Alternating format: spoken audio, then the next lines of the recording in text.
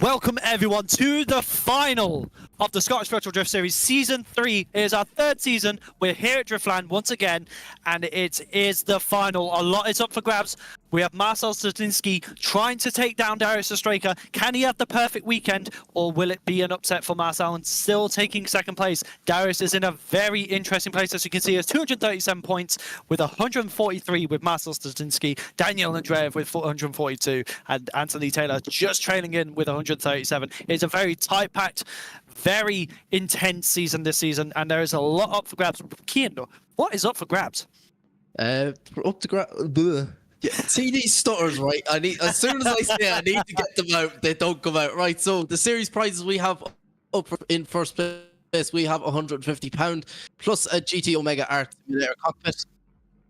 Second place, £150 in cash plus a GT Omega Pro Series Gen 2 gaming chair, which is pretty nice. I have one myself. Third place is £150, and we also have a prize for the hard charger of the series, which is £50.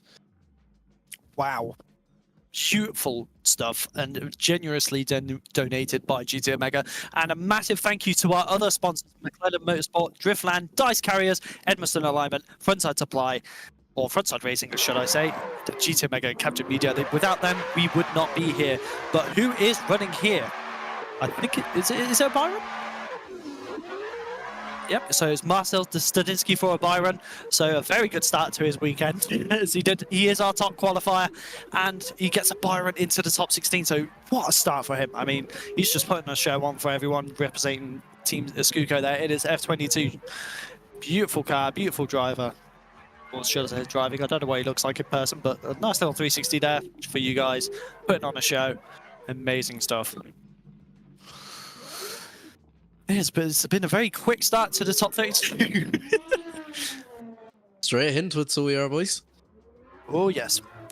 This is not Marcel coming up again. I can assure you that. That is Tala versus Kobe Wells for our first full tandem battle here.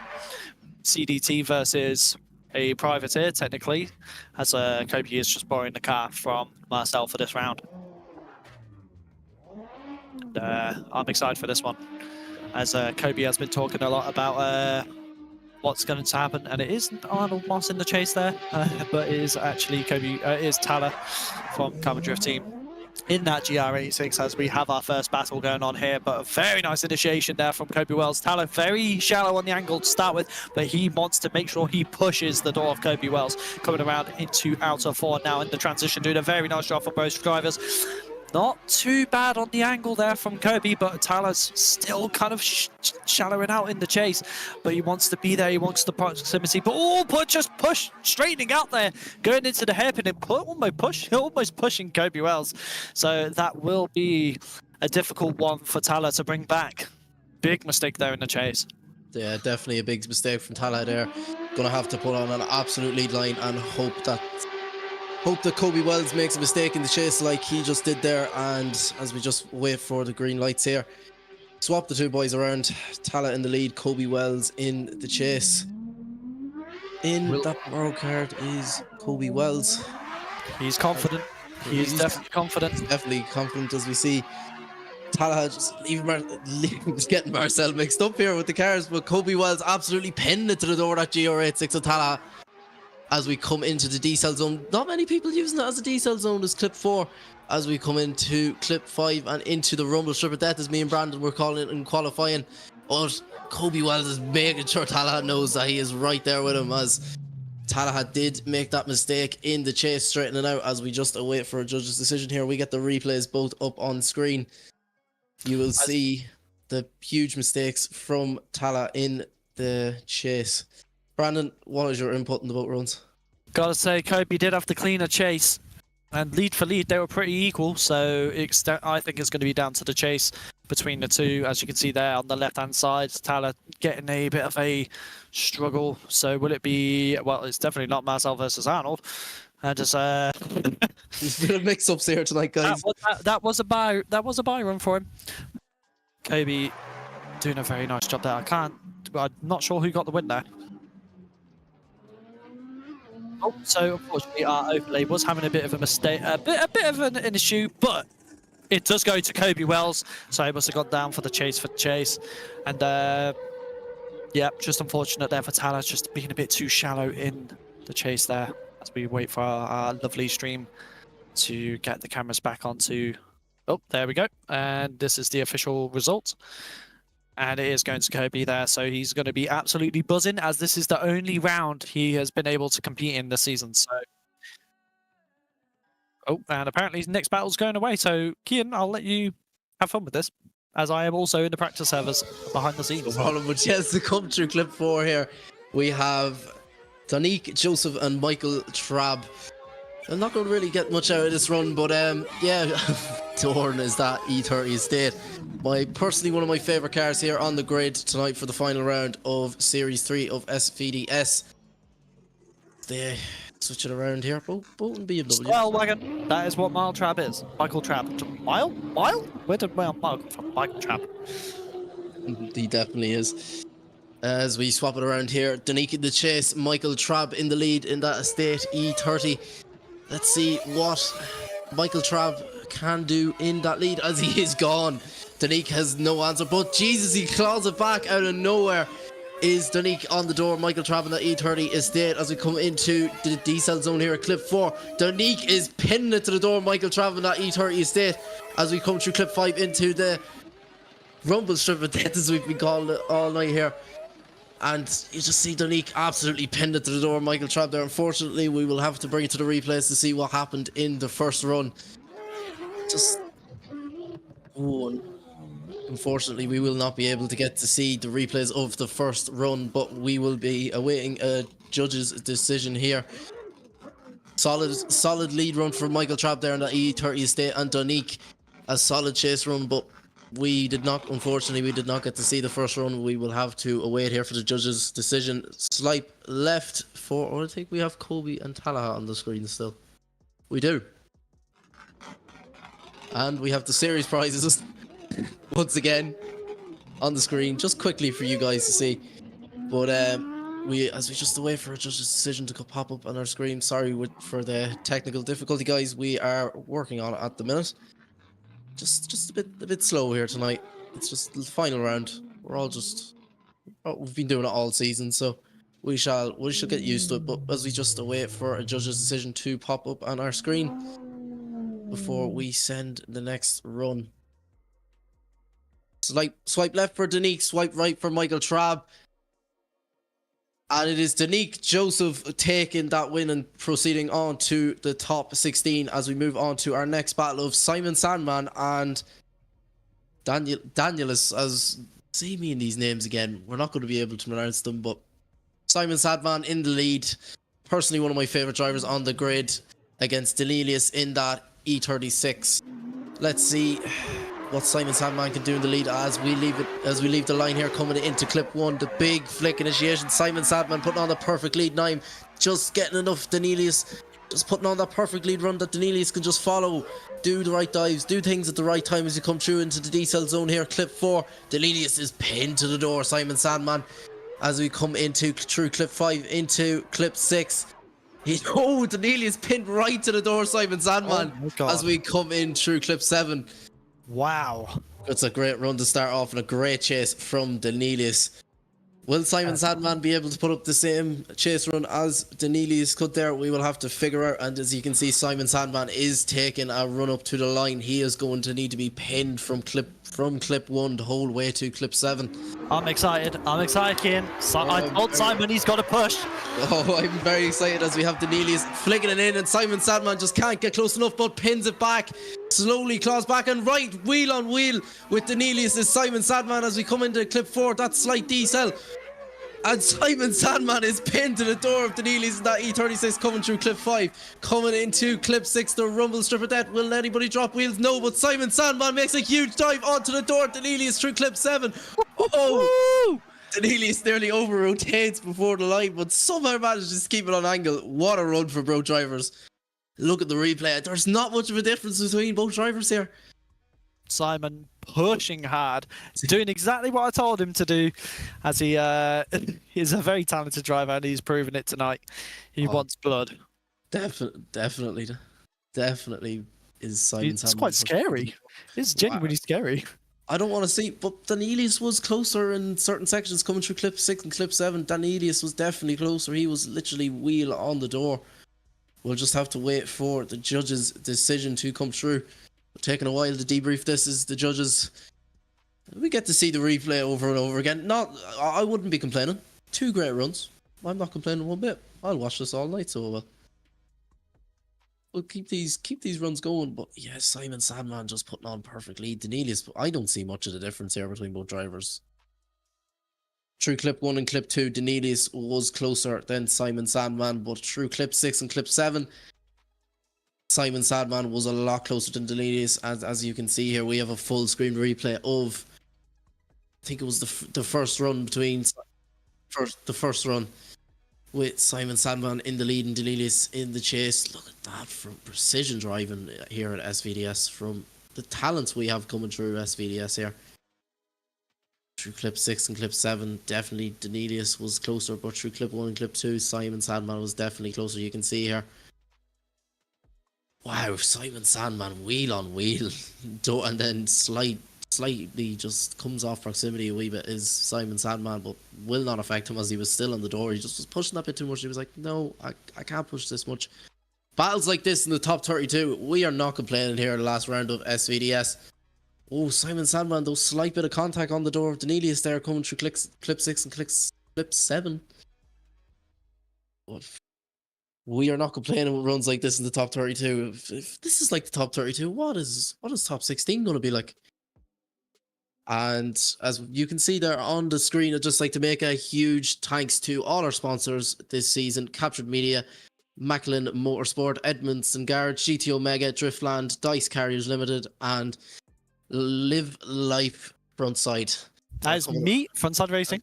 Oh, and FrontSide Racing, Mr. Brandon Carter, sponsoring a championship that he does commentating in. Very, very, very polite. Don't forget driving. Oh, driving too. We forgot about that. He always wants me to mention that he's driving. Sorry, Brandon, what place did you qualify again last night? Around 12th, roughly. 11th or 12th, I think it was.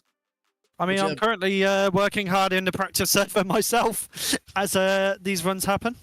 Oh, and we have a result coming in. Swipe left for Simon Sandman, swipe right for Danelius, and 3 to the left for Simon Sandman. Simon Sandman moves on to the top 16. Wow, that took a while for them to debrief. As we move on to our next group, we have Daniel Adrev, David McKeever, a name I am not going to try and pronounce, Carlos Bezinktas, or whatever I can't pronounce. James, I do apologise for all the people who are not English or Irish, because I cannot pronounce half of your names, and I do apologise. And we have and he is against James Estrella, Harvey Cundy against Gregory Andrev, Darius Ostrega against Luis Zanetta. As we wait for Daniel Adrev and David McKeever to come to the line, and they're at the line. I'm looking at my phone and looking at the stream. We love to see this, but Daniel Adrev in the lead, Daniel McKeever in the chase. Let's see, can Daniel McKeever just absolutely, we want to see bangers around here in top 32. Oh, should I say David McKeever? Yep, I think it's David McKeever. 2 drivers mixed up together. The perfect combination, 2 E92s. Or is that an M2? Me and cars tonight. I am tired. I've had a long day. But it's a... Wow. I just heard it in my ear what the car is, but whatever. You can see, I can see, we can all see here at SVDS. You don't need me talking absolute scutter about cars. We will just wait for the lights to go green here. Daniel Adrev in the lead, David McKeever in the chase. I'm excited. It's the final round. It's top 32. Fun battles here to start off, though. That's all I will say. As we just wait for the lights to go green. Brandon, what is your take on the battles so far tonight, as you are currently in a practice lobby? Pretty intense. I mean, practice is just as intense at the moment as well. Practice is practice. You need your practice. Brandon, I want to see a win out of you here tonight, at least out of the top 32. But I don't have an easy battle at all. Oh, Jesus. With Rashandi and Drea. No, you definitely don't with Rashandi. Anyways, Rashandi, a great driver. You've also been practicing with him, haven't you? Yeah. He has been practicing. We've Both just boys have been practicing together. Me and Rashandi have just had a couple of runs together just now, actually. It's been pretty good. It's been really, really good. Brandon learning the lines and everything as we just. Oh yes. Daniel Andrev and David McKeever. They're sitting here a while. Right, lads. Will we stick on the kettle? Will we? I won't mind. I'll have milk and 2 sugars, please. Oh, now that is what I call a great mug of tea. How much milk are we talking though here, Brandon? Slight drop. I'm talking like a cap and a half worth. Cap and a half worth, yeah. Just drown the thing, why don't you, in milk? Yeah. Here at SVDS, we're having a tea party at the minute while we wait for drivers to have on the line. Me and Brandon. Can we put on some classical music while we're at it? Oh, that was exactly the one I went for. That's what was in my head. As we have Blackout with the Seagulls stream manager in with us as well. He's having a cup of coffee, being the odd one out. Psychopath. Yeah, definitely. No offense, Blackout. But yeah, it's a long wait on the line here. Daniel Andrev and Dave McGee. I don't know what's happening, unless there's gridding going on potentially. Sorting out drivers, as usual. Once again, drivers not knowing how to grid. So what is new there? This is always that is true. That is true. I think we need to have like a rule for next season. If you do not know how to grid, you are not gridding at all. You are getting disqualified. Simple. I think the almighty leader RYZE will be losing his head next season if no one knows how to grid. We're going for a big series next year, or next season, should I say? Oh, I've just we've had Eric Lindqvist in the chat saying if I lose my battle, you build a car for me for next season of SVDS. I mean, I don't know how to model, and I don't know how to do data, so I don't know how that's going to work, but I can help you do it. We do know a certain somebody who does. That name will not be mentioned because he will get absolutely polluted with cards and he's enough in his hands at the minute. Yes. He's enough in his hands at the minute, building me a comp car, sorting out other things for other competitions.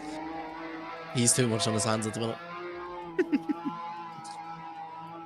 Sorry to that one person, that name shall not be mentioned, and he'll have every single SVDS driver looking for a car on the grid. We will not do that. He can hear me right now, but we will not do that. Brandon Carter. That's who it is. It's Brandon. Wow. Yeah. Just text Brandon about getting car modeled. I mean, I can get a car modeled for you, but it'll be absolutely shocking. I wouldn't even want to attempt it. Let's be real here. I wouldn't even want to attempt it. I'm very lucky with the amazing people who have helped out with my car and my livery and everything. They've been absolute legends. Hayden James being one of them. Oh, and we have action. We have action. Daniel Andrev and David McKeever getting left off the line here, but Daniel Andrev makes a huge dive coming through clip 2 into clip 3. Is David McKeever, that Carbon Drift Team BMW on the door of Daniel Andrev, that IRT driver. As we come through clip 5 here, David McKeever is not holding back here. Just got outpaced as we come in through clip 6 into clip 7. David McKeever on the door of Daniel Andrev, pushing him off as we come through clip 7. Wow. David McKeever making some huge dives there, trying to get back into that run. I can't lie, you're struggling with people who have the same first letter of the names, aren't you? D&D. We have DD on the line. Daniel Andrev, as we swap it around, Dave McKeever in the lead, Daniel Andrev in the chase. Daniel Andrev is a lot closer than Dave McKeever was, though. In the lead coming through clip 3 here. He is not going to let it away easy. He knows he has to absolutely put on the pressure to David McKeever's door as we come through the decel zone in clip 4. Daniel Andrev is not backing down from David McKeever, though. As we have him coming through clip 6, the rumble strip of death here. He is not letting David McKeever away easily as we come across the line is Daniel Andrev. And a 360 from David McKeever as we just await for a judge's decision here. As we see the replays here, as you can clearly tell, Daniel Adrev did have a lot more proximity in the chase coming through clip 1 and clip 2 than David McKeever, but through clip 3 and clip 4 they were very tight, but coming clip 5 and clip 6 Daniel Adrev was definitely closer than David McKeever was, and clip 6 and clip 7, as you can clearly see there, just slight contact though, but doesn't affect Daniel Adrev's light, just pushes him a wheel off though. Didn't affect it at all whatsoever other than that wheel drop. But yeah, I have an idea of the winner in my head, and we will just wait for a judge's decision though. Brandon, we can get your intake on both runs, or are you practicing still? I am currently just taking it all in. Daniel Andreev is definitely hungry, but David wants it as well. He knows he's got to push hard in his chase. As you can see there, he did get a bit of a gap form, but I'd say it's cleaner to have a little gap form at the start and reel them in slowly. So David did a very nice job there in keeping up, but obviously Daniel Andreev, being the absolute animal he is, his lead driving is very precise and quite fast as well. So David did a very good job keeping up with it. As you can see there, David kind of hooking it a bit too hard into the initiation, which did hurt his lead a bit. But I'd say good recovery throughout the rest. And I'd say, it's hard to say really, Daniel did look like he had a bit of a stronger run between the two. But then it's anyone's game at this point, so we'll have to see what the judges think. And I've just noticed the background of I've just noticed that the overlay behind the replay screens is actually animated. Didn't notice that myself till now. What? That's crazy. How have I only just noticed this? You're around a lot more than I am. You should notice, Brandon. I know. I've been here for longer now. How have I only just noticed this? I don't know. You tell me. Oh, the little details that our stream manager Blackout has put into the stream is, I love it. I do love it. Definitely, Blackout has put in a lot of time and effort into SVDS this year. He always does every year. Every year. He never misses. He never misses. Blackout puts effort into absolutely everything. The true hero of SVDS is Blackout, who works in the background and stays quiet the whole time. Oh, he's definitely blushing. He's definitely. Oh, definitely. he has that cheeky smile in his face that I've only ever seen once. He definitely has that cheeky looking smile on his face. It's been a good year. It's been a very good year.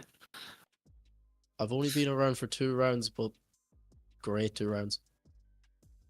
And I will be around. You will hear a lot more of my voice next season, as I am a how would I say this? Full-time qualifier. You're taking my position in commentary. I'm taking Brandon's position in commentary. So me and Luke Butler will be commentating SVDS next season. Brandon has decided to take a step down from commentary to focus on media and driving, and we do like to thank Brandon Carter for all of the work he's put into SVDS over commentary, with working in the background doing media while driving at the same time, which has been an absolute pleasure. It's very good, but unfortunately Brandon just taking too much on at one time.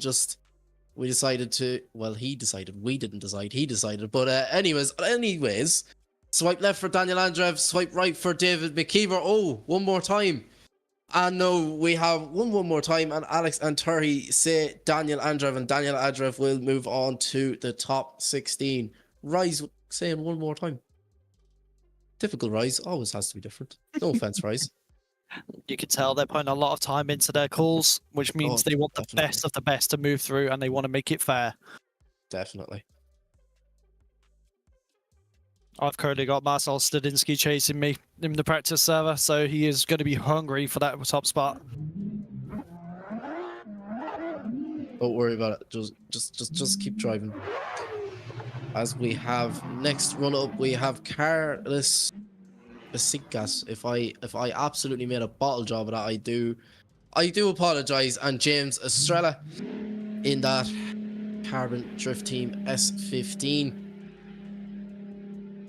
Carlos with the 1A90 Super I actually like in the grid. I think it's the only one this round, if I believe. As we see Carlos Besiktas in the lead with James Estrella in that Carbon Drift Team S15. As we see the lights for once go green. Carlos in the lead. Estrella in the chase. As we see James Estrella absolutely pinning it to the door of Carlos here in that A90 Super. He's not going easy, is James Estrella, in fairness, as just a slight gap opens up as we come into clip 5, but James Estrella pins it to the door. Carlos coming into clip 6 here. Wow, he is right wheel on wheel, door on door with Carlos is James Estrella as we come across the finish line here. As we swap them around, James Estrella in the lead, Carlos in the chase. Great first run from both drivers, but you know Carlos is not going to let James Estrella have that very easily. As we see, but James Estrella was definitely closer than Carlos in the chase, but a dive from Carlos onto the door of James Estrella in that Carbon Drift Team S15. As transition on the bumper is Carlos in that A90 Supra. Same amount of separation though coming in through clip 4. He needs to make a huge dive as Carlos onto the door, and he does onto the door. James Estrella coming through clip 6. Carlos is not going to let James down easy. He has to make a huge dive onto the door again through clip 7, and he does. And across the line. Great run for both drivers. We will wait for a judge's decision as we see the replays come on here.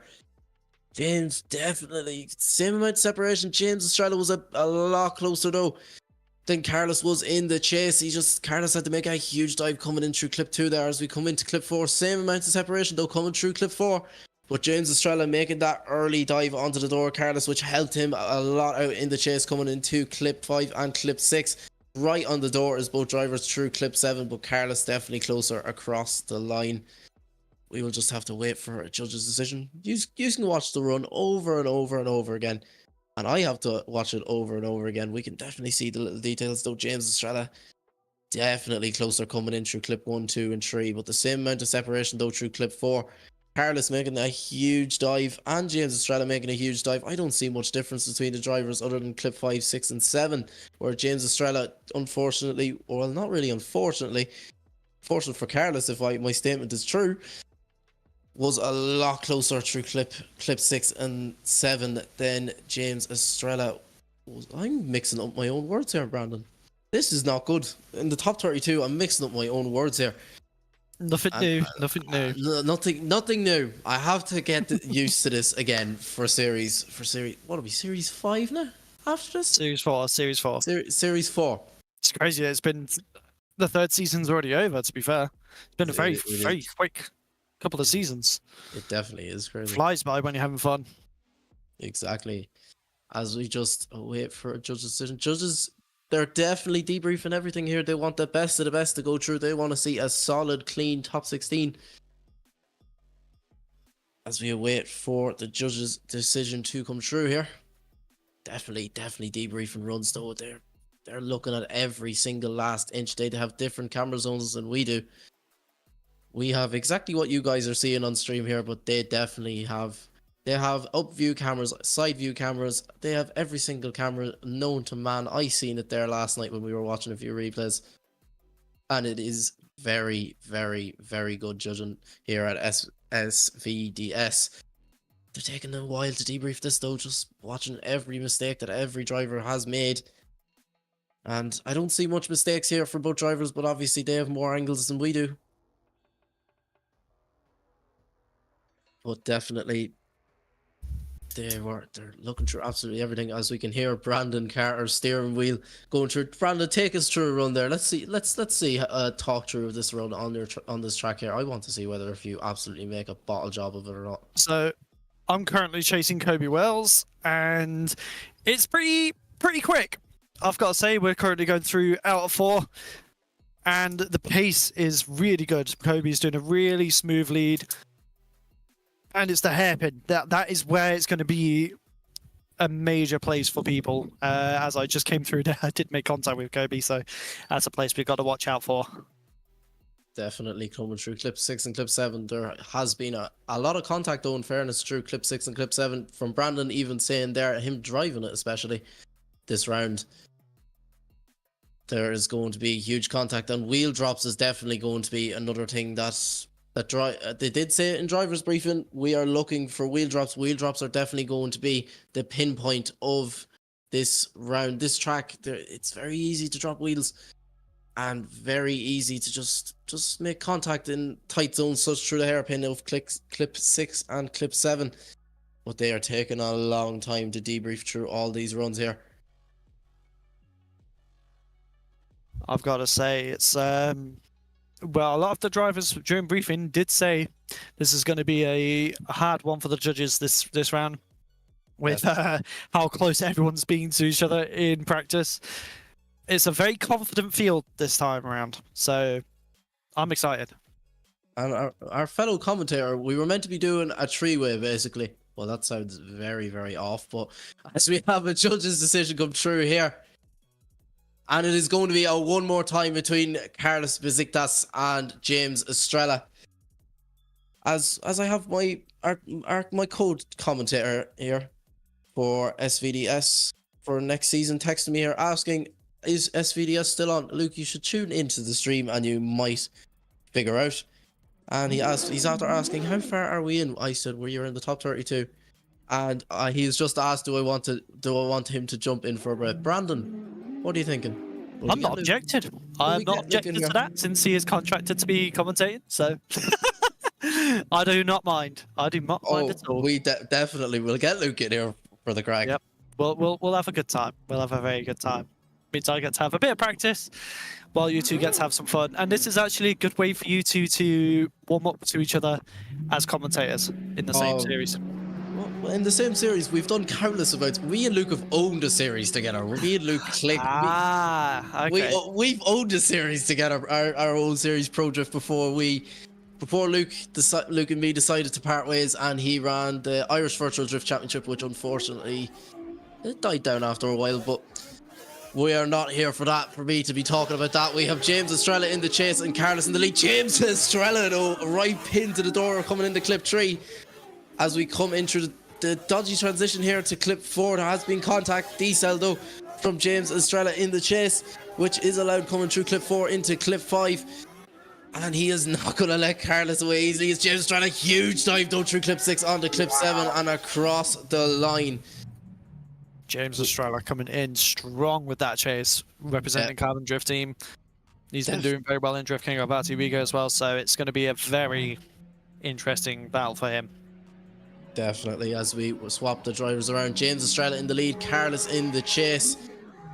As the lights go green here, Carlos has to put in a solid lead run. He is not going to let away easy, but he is left gapped. James Estrella is gone, but Carlos makes a huge dive though coming into clip 3 onto the door of James Estrella, coming into the decel zone here. Clip 4, James Estrella is leaving Carlos in the dust here, but Carlos just trying to keep up, trying to keep as much proximity as he can. Oh, and there's huge contact between both drivers, but does not affect James Estrella though as we cross the line. Could James Estrella have done a bit too much of a decel there, because it did look quite harsh going in. Oh, definitely. Because the judges are looking out for that. Very fast run there from James, but obviously, as you can see in the chase, having to cut a lot of the track to keep up with James. So there's a lot of things that could counteract each other here. Definitely. As we just look at the replays here, is there huge contact though? Or should I? Huge contact. Of course there was huge contact. What are you talking about, Keane? We're wondering about that decel though coming from clip 6 to clip 7.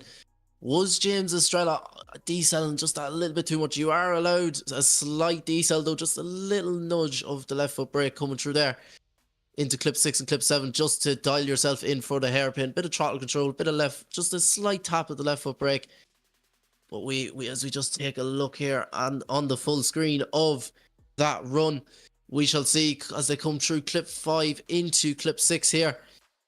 We shall see. Oh, it looks like there was a huge decel though from a James Estrella. Completely. As we just await for a judge's decision here. As we look at the replays again from both runs, they're just looking at every single last detail, every single last thing that every single run has done. I'm contradicting myself, Brandon. This isn't good. It could be worse. Could be worse. It could be worse. It could be a repeat of last night's stream where, yeah, We won't Yeah. talk about that. We won't talk about last night's stream. a few little words slipping in and out that shouldn't have been, and I do apologise on my behalf as we hear Blackout Seagulls again in the background.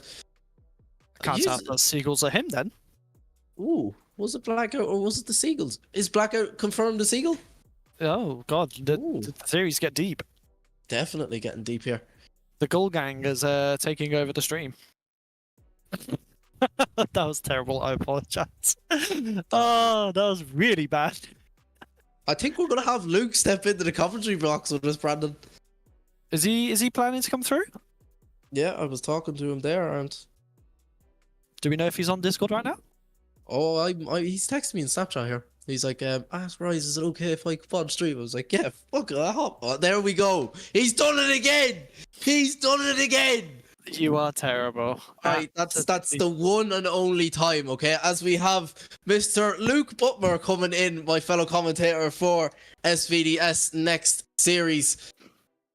Good day, Luke. Hello, everyone. This is very last minute. Very last minute, You need to halfway through scold the this top man. 32 You battles. need to scold this potty mouth. Luke. All right, the real question is though, Luke, was it worth missing qualifying yesterday for the Irish Drift Championship? Well, to be honest, I would have much rather seen these guys qualify rather than me knocking myself out in qualifying. So I think I'd much rather been doing SPDS. But look, I took part. I got a lot of learning from it. But personally, I'm really pumped to make it back just in time for SPDS. So yeah, let's see how things are getting on. So guys, inform me. So far we've had great runs, top 32 battles. So far, as we just take a look at the Google Sheets here, we have had Marcel Zadinsky and Arnold Moss. Marcel Zadinsky took the win there. Kobe Wells and Tallahat. Kobe Wells took the win there. Danique Joseph versus Michael Trabb. Danique Joseph took the win there. Simon Sadman against Danielis, which Simon Sadman did take the win. Daniel Andreev and David McKeever. Daniel Andreev moved on. Carlos Besiktas, sorry for my pronunciation again. And James Estrella, did take the win there. Oh, they're still reviewing it, as I should say. And our next battle up is Harvey Cundy and Gregory Andrev. Caught up to date, Perfect. Came in with a very exciting battle. So they're still reviewing this battle as. I think you've just. Is it confirmed that Kane's an oracle? He can see into the future. Well, I think it's confirmed. It is on the Google spreadsheet as it, okay, but they're still reviewing. We shall see. But we have Harvey Cundy and Gregory Andrev up next on the line as the judges are just taking their time debriefing this run. Just every little mistake, it counts here at SVDS and is going to deduct the points, in my opinion, though, there in that run between Andreas and James Estrella in the chase. We do see coming through clip 6 and clip 7, we see that Andreas just slightly makes contact though, but the judges are debriefing whether if it was James Estrella at fault or Andreas at fault. You can see here coming into clip 5, into clip 6. Just there was the decel and a slight nudge in the door. It didn't affect James Estrella enough though, as we can see. On that note, as Luke Butmer is here with us now, it is a bit like Avengers Endgame in that sense. Everyone's here. yeah, pretty much. But well, first of all, I have. Oh, sorry. I'm going to take the opportunity to get some practice time in for my top 32 battle because it is coming up shortly as we are in Group B. So I'm 2 groups away, so I may as well get the most I can in, and then I'll be joining you guys full time. Depending if I'm talking like I'm going to lose my battle, but it is possible. Going by your track record, Brendan. Don't do me like that. I won my first battle in round 1. That's fair enough. That was a really good battle, though. So, like, yep, on the hardest track layout we've had. Focus on the highs. Focus on the highs. Exactly.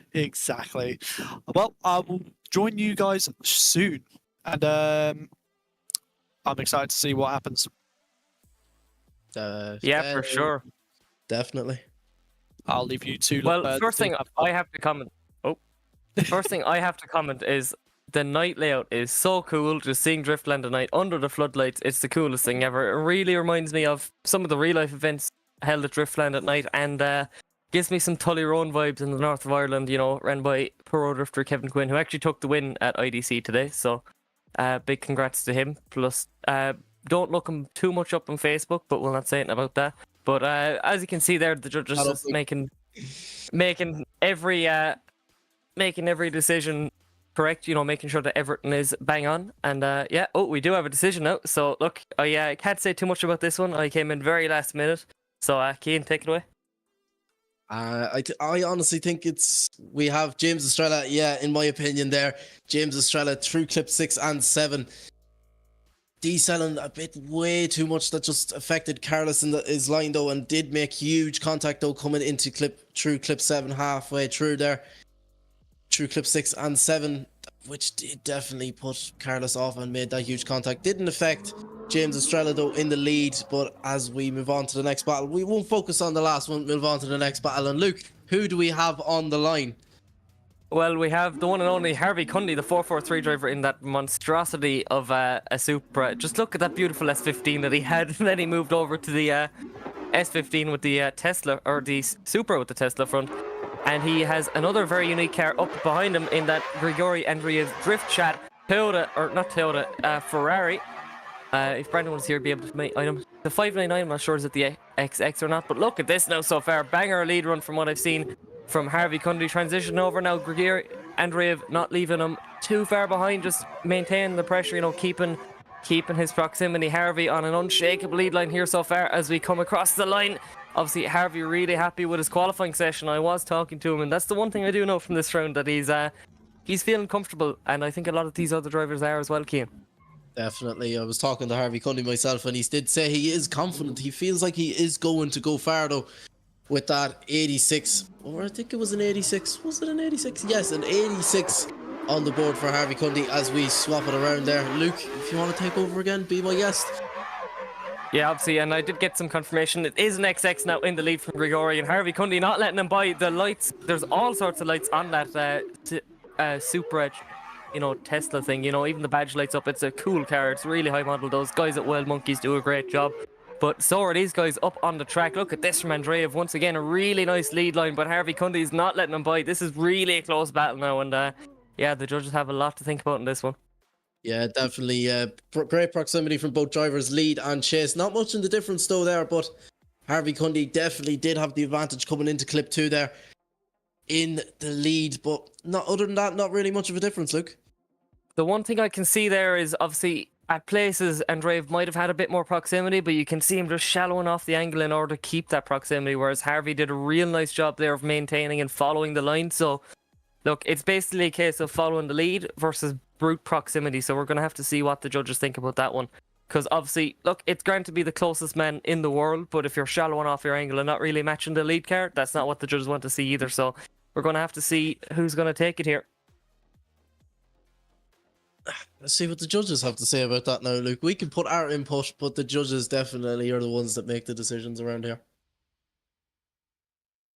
Oh yeah, for sure. It's a real good thinking that we're not judges, because look, I know from my own runs this weekend, I thought they were a lot higher, and I just got held up with a big fat no. And I don't think the scores were as high as I thought they were going to be. But you only know so much as a driver and as a commentator, that's for sure. Definitely, Luke. I wouldn't have wanted to do that track. That Bishop's Court was definitely a fast entry, from what I heard, anyways. Yeah, definitely. It was full commitment, and outside zone 1 was really tricky. But look, this is a few of the drivers are saying this is one of the easier layouts, but obviously the night layout the night just completely changes it, completely changed the grip levels as well, I believe. So look, it's definitely not the easiest thing to maintain your pace around, because especially when you might give the drivers a bit more of a comfortable layout that they're more used to, that's when you start separating the boys from the men, because if everyone is comfortable, then you have to be outstanding to make it through the grid here at SVDS. And I think this is what we're seeing already. You know, we're seeing some close battles, but just slightly different approaches to it. Like there you see the Ferrari just dialing off a little bit of angle just to maintain the proximity, especially here. I think that's a big mistake there from Andreev, but it's very hard to tell. It's, you know, I think coming into the second battle, that was a 5-5, you know, going in old terms where you used to have everything on a ratio. But Cian, I definitely think it's hard to tell who's going to take the win here. Definitely, Luke. I can't see it, but there was a lot of mistakes there from Andreev with straightening out coming into clip 2, just slightly coming off the angle there. But Harvey Cundy, as you can see, a banger lead run from Harvey Cundy, transitioning on the door there into the decel zone of clip 4, hitting it to the door to Andreev of that 599XX, I believe. If I am like correct, that. it's a nice car. It seems to me there might be a few little wobbles from Harvey as well in place, but I think personally, from my point of view, just coming in, very last minute, that Andreev seems to be making the bigger decisions. But the fact that the judges are taking this long, then there's clearly more than meets the eye. A bit like the Transformers, I'm just bringing in all the references here, Cian. Like I said, with the 1,000,001 camera angles they have, they are going to look at every single last detail of these boat runs here.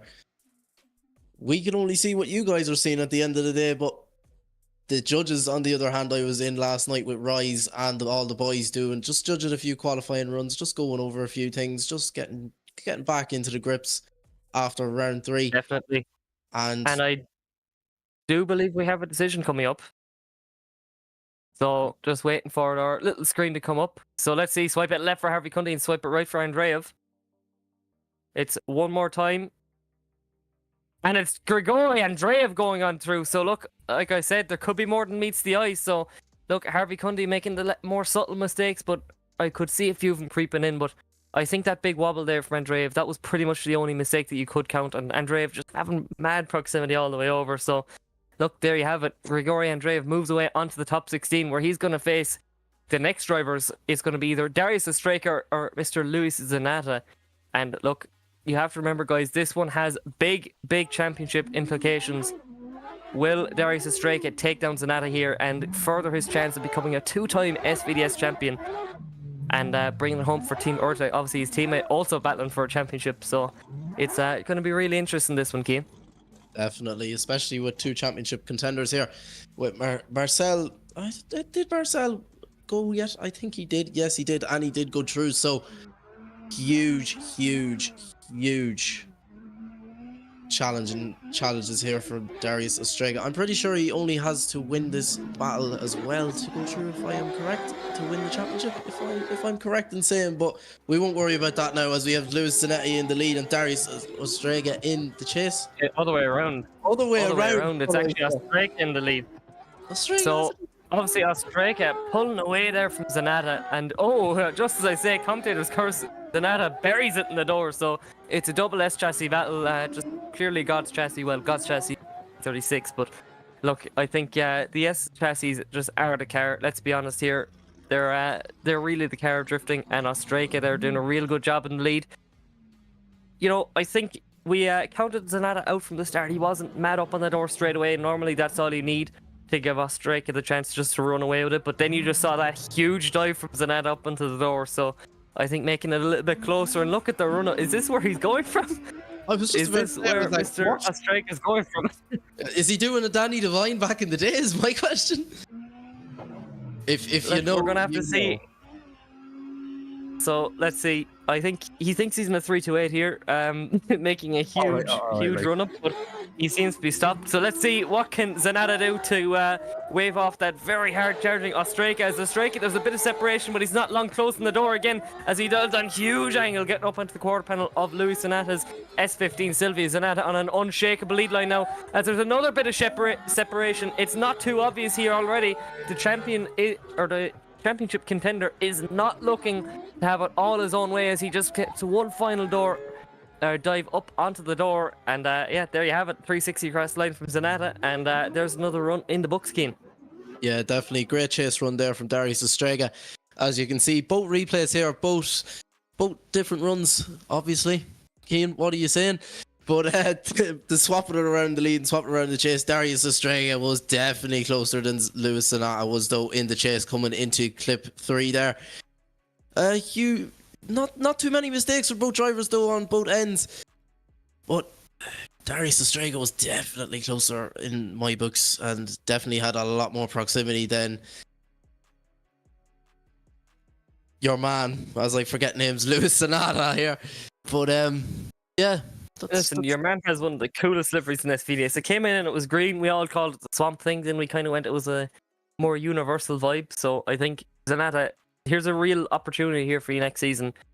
Change your color of the car every single round, but make extra work for RYZE, you know, making delivery changes. But I don't personally think if you're on a different color every round, it would be really cool. But look, you see a lot of separation there from Zanata at the start of the run, but he's not long diving right up onto the door. Whereas, yeah, you know, you saw that big dive. Ostraka, he didn't make as big a dives, but kind of maintained consistent proximity all the way through. So it's kind of consistency versus wild factor, really. So look, it looked a bit surgy in places from Zanata, but overall, I think it was a really good pair of runs.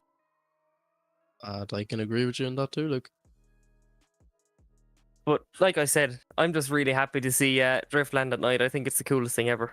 Oh, it's reminding me of Tully Round at night, Luke. It's just reminding me of them vibes.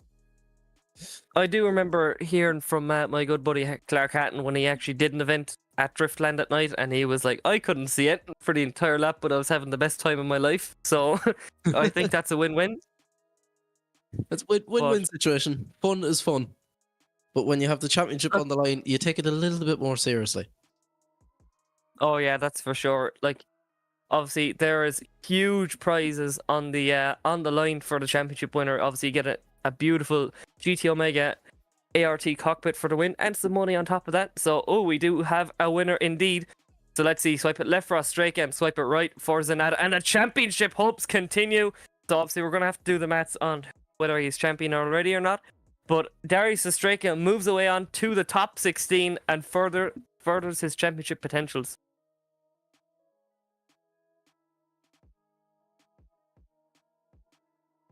So I've got a little word in my ear, but we're not going to say anything about it yet. So I'm not too sure where we're going. I think we're going to be taking a very short break just to get a server restart for our drivers. So we will see you in just a moment.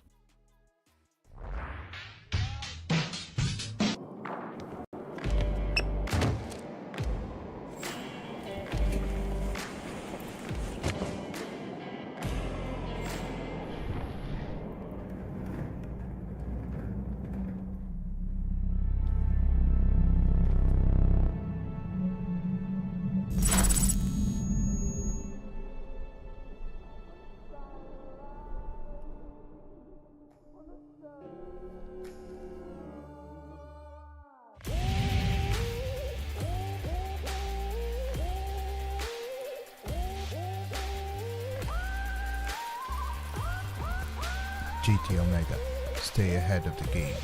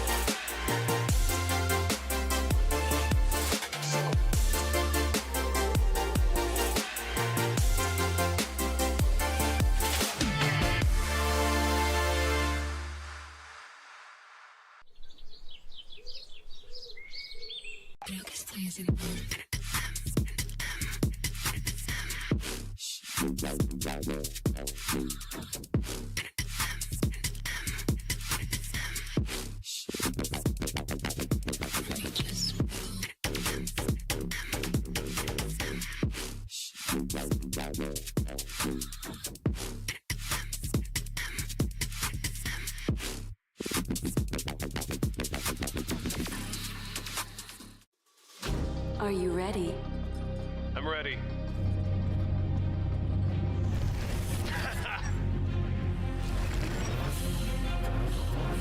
Let's go. Show me what you got. Oh, Is that everything you got? last turn. Catch me if you can. That was great. That was a good game. Unlock true experience with GT Omega.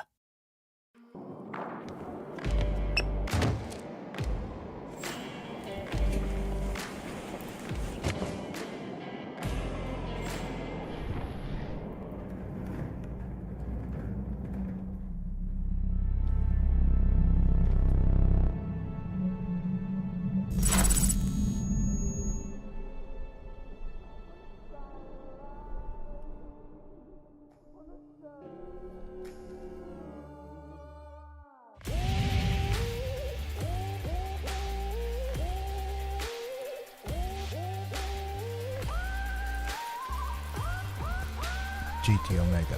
Stay ahead of the game.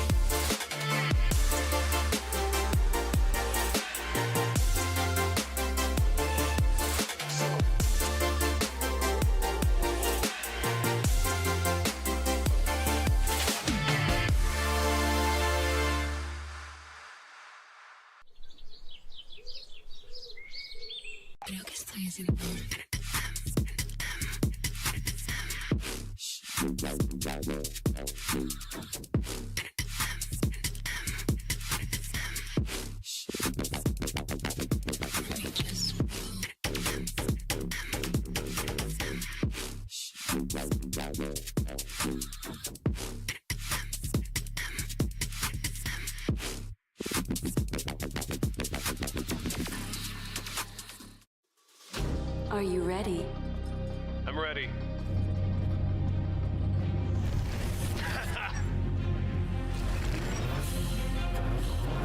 Let's go. Show me what you got. Oh, Is that everything you got? last turn. Catch me if you can. That was great. That was a good game. Unlock true experience with GT Omega.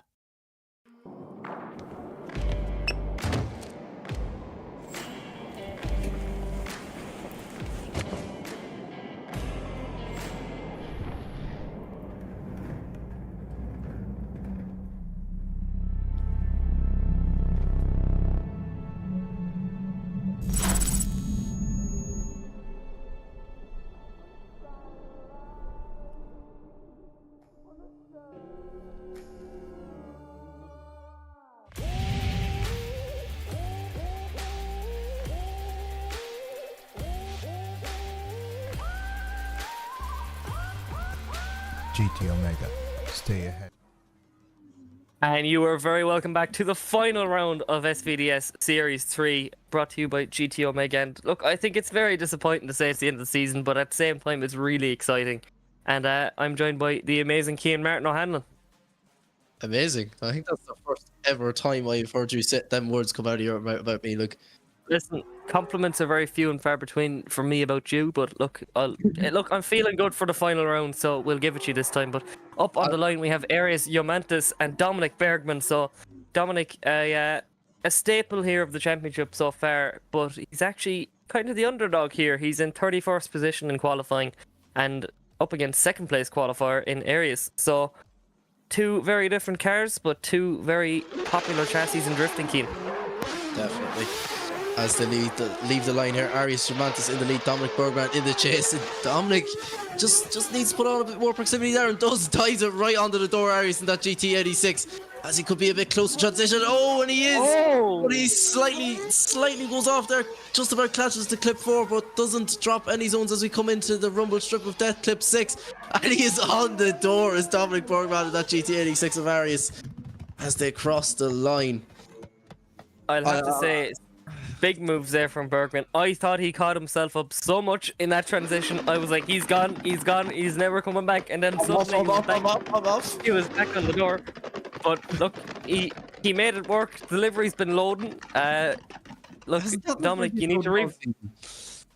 need to refresh your internet, man, because that livery, it's the end of the season, man. Your livery still hasn't loaded. But anyway, look, Arius in that lovely HDK kitted GT86 is now in the chase. Look, a bit of separation, but he's not long diving back up onto the door. Dominic doing a real nice job. A small little bit of a waiver in the lead. And oh, look at that there. Was there a contact there? I'm not too sure. As we come into that decel zone. Or I think it's diesel. There's red lines in the mark. I'm new here. I just work here, guys. But look, Arius doing a nice job. Piled on the pressure here. And Dominic not doing too bad a lead run. You know, we saw a few little wobbles creep in there. But overall, a pretty good battle between these guys.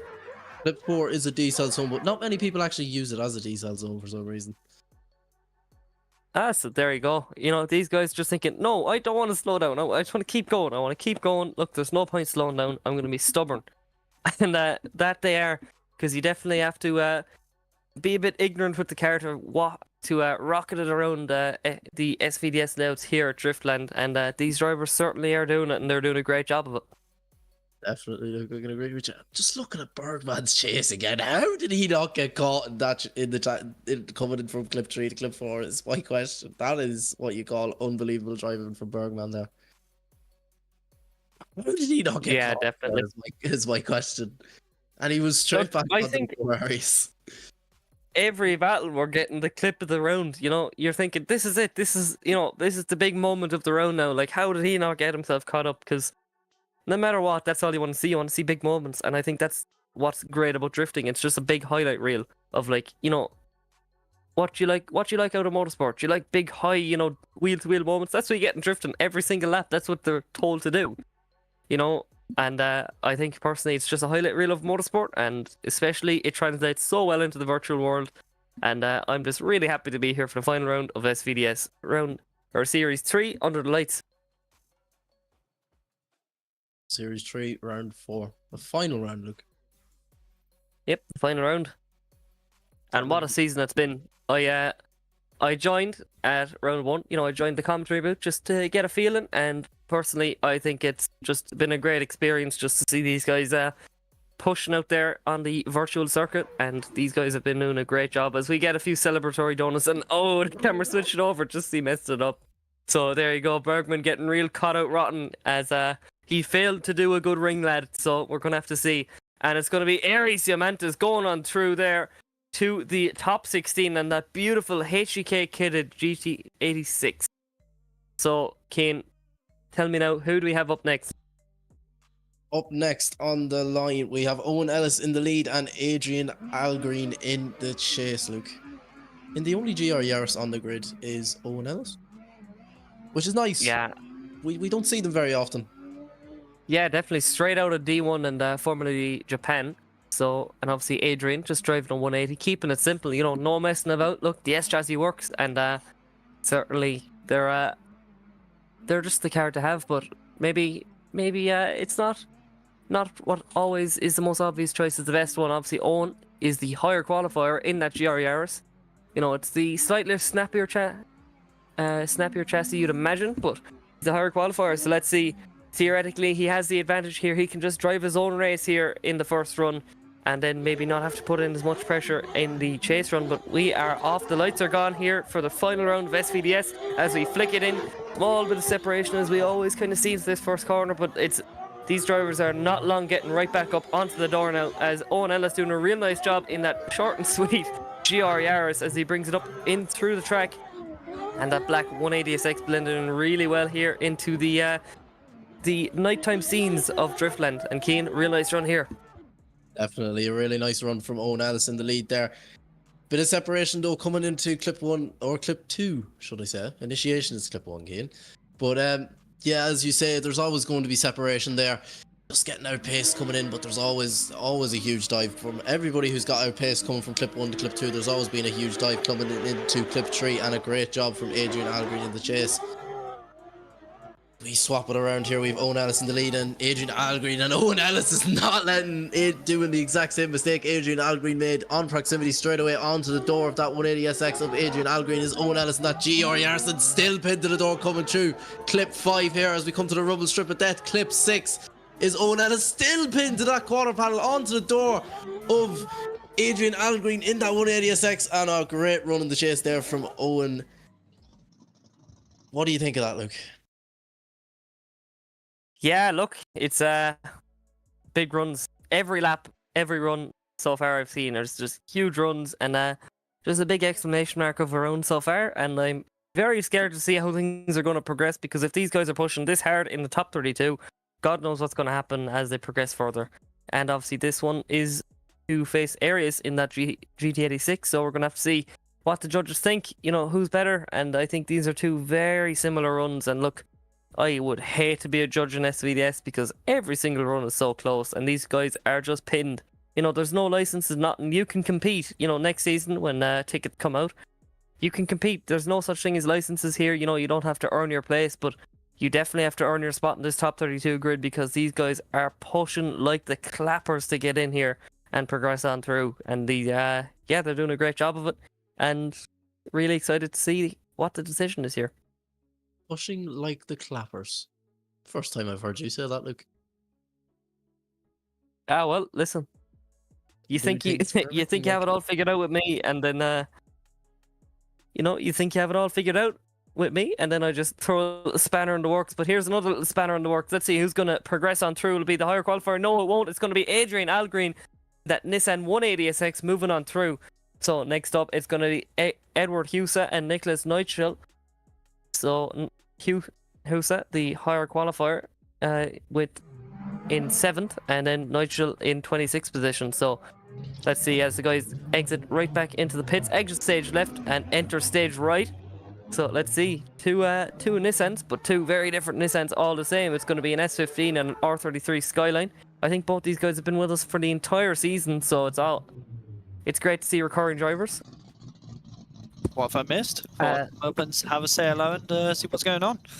You've missed a lot. Well, listen, all you've missed is just your average, your average door-to-door runs every single lap with SVDS. You know, average stuff like. The usual.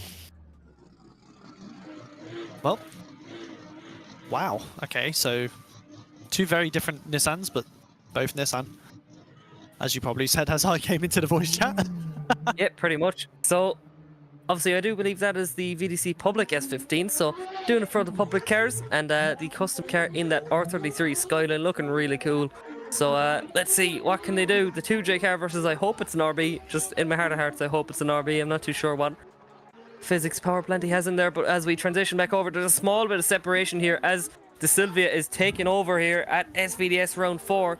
So look, it doesn't seem to me that Nigel is making a huge impression, but there he is now, right up onto the door, and hangs back another little bit. There's a waiver into that final corner. So look, Nigel with it all to do, he has to try and force a mistake here now from Kusa into his lead run, and I think that's a hard thing to do when you're in the lead position because, well, listen, Husa's going to be hunting for that door. He's just going to think, listen, I have this in the bag, I'm just going to try and push it, but Nigel has to pull out something special here, Cian. He definitely does as we swap it around. Nicholas, should I say, in the lead, not Nigel. We're not, we might be Irish, but it's Nicholas, and we have Edward pushing that public VDC car on that door, that custom R33 of Nicholas around the track. Clearly the S chassis being the favourite here, Luke, as we come through definitely. 6 into clip 7. That public S15 of Edward is pushing Nicholas in that R33 around the track. What are you thinking? Your intake on that, Luke? Yeah, definitely. Nicholas Neustral has had a hard time with it, let's just say it at the very least. But look, that public car is being pushed all the way around the track there, and he's doing a real nice job of it. You know, setup is everything, and he's just saying, look, I don't need these big fancy cars. I can do it with what everyone has. But let's see, Nicholas not doing a bad job, but I think he just doesn't have the exclamation mark that that Edward has. So we're gonna have to see what the judges think about that one. You know, I think it's going to be those mistakes in the chase might come down to it, because there was a few pretty hefty ones there with Nicholas, whereas you just saw there Edward just had a bit more proximity, was a bit more comfortable looking, you know, run to run, and we're going to have to see, look at that bumper to bumper transition as well from Edward in the chase. So Cian, what's your 2 cents on it? Basically everything that you've just said was about to come out of my mouth, Luke, before you even said it. But for a public VDC car, as you said, I don't need any of these fancy cars. Edward is definitely showing that the big boys, you don't need good big power, and well, obviously them, what am I saying, them VDC cars are unbelievable cars to drive, but at the end of the day it's all about setup. You don't need a custom car to absolutely pin it to the doors. You can clearly see there from Edward Hussa pinning it to the door, Nicholas, in that custom made R33. As you said, Luke, you can do it in something that everybody has, and as you said again, you don't need a license for SVDS, so drivers' tickets do come out before every round. You can just buy a ticket, come qualify, have a bit of fun. It's all for the banter at the end of the day. And yeah, that's really all I have to say about that one, Luke. Yeah, definitely. Like I said, they're all on the same data, really, so there's not a huge difference, but it's just a case of, you know, these guys have their cars built for them. They're so comfortable in them, but clearly, this guy, he was like, I don't want my own car. I just kind of want, you know, that S15 looks real nice. I'm going to drive that instead. I'm going to paint it green, and I'm going to be real comfortable in it. And like you said, it's all a bit of banter, but obviously there is prizes on the line for the championship, and I do believe the rounds. But look, in drifting, you could say, look, here's a potato, right? Oh, very typical from the Irishman, by the way. But here's a potato. If you win this is what you're going to get. And these guys will be blowing the doors off each other just to get that spud. But obviously we do have much better prizes than a potato. We do have an amazing ART cockpit for first place in the championship from our friends over at GT Omega, and another beautiful chair from them in second place, which they decided to add on, as well as some prize money. You know, what more could you want? Just great runs, good fun, and great prizes. Wouldn't be complaining one bit, Luke, in my opinion, with a bit of money and a gaming rig, or even a gaming chair would be nice.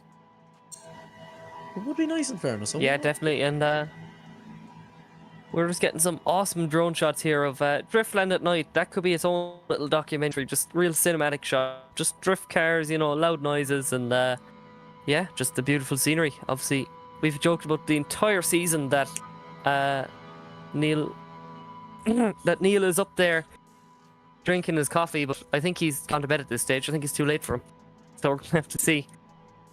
No, he's changed it up a bit. He's having a drink of tea this time.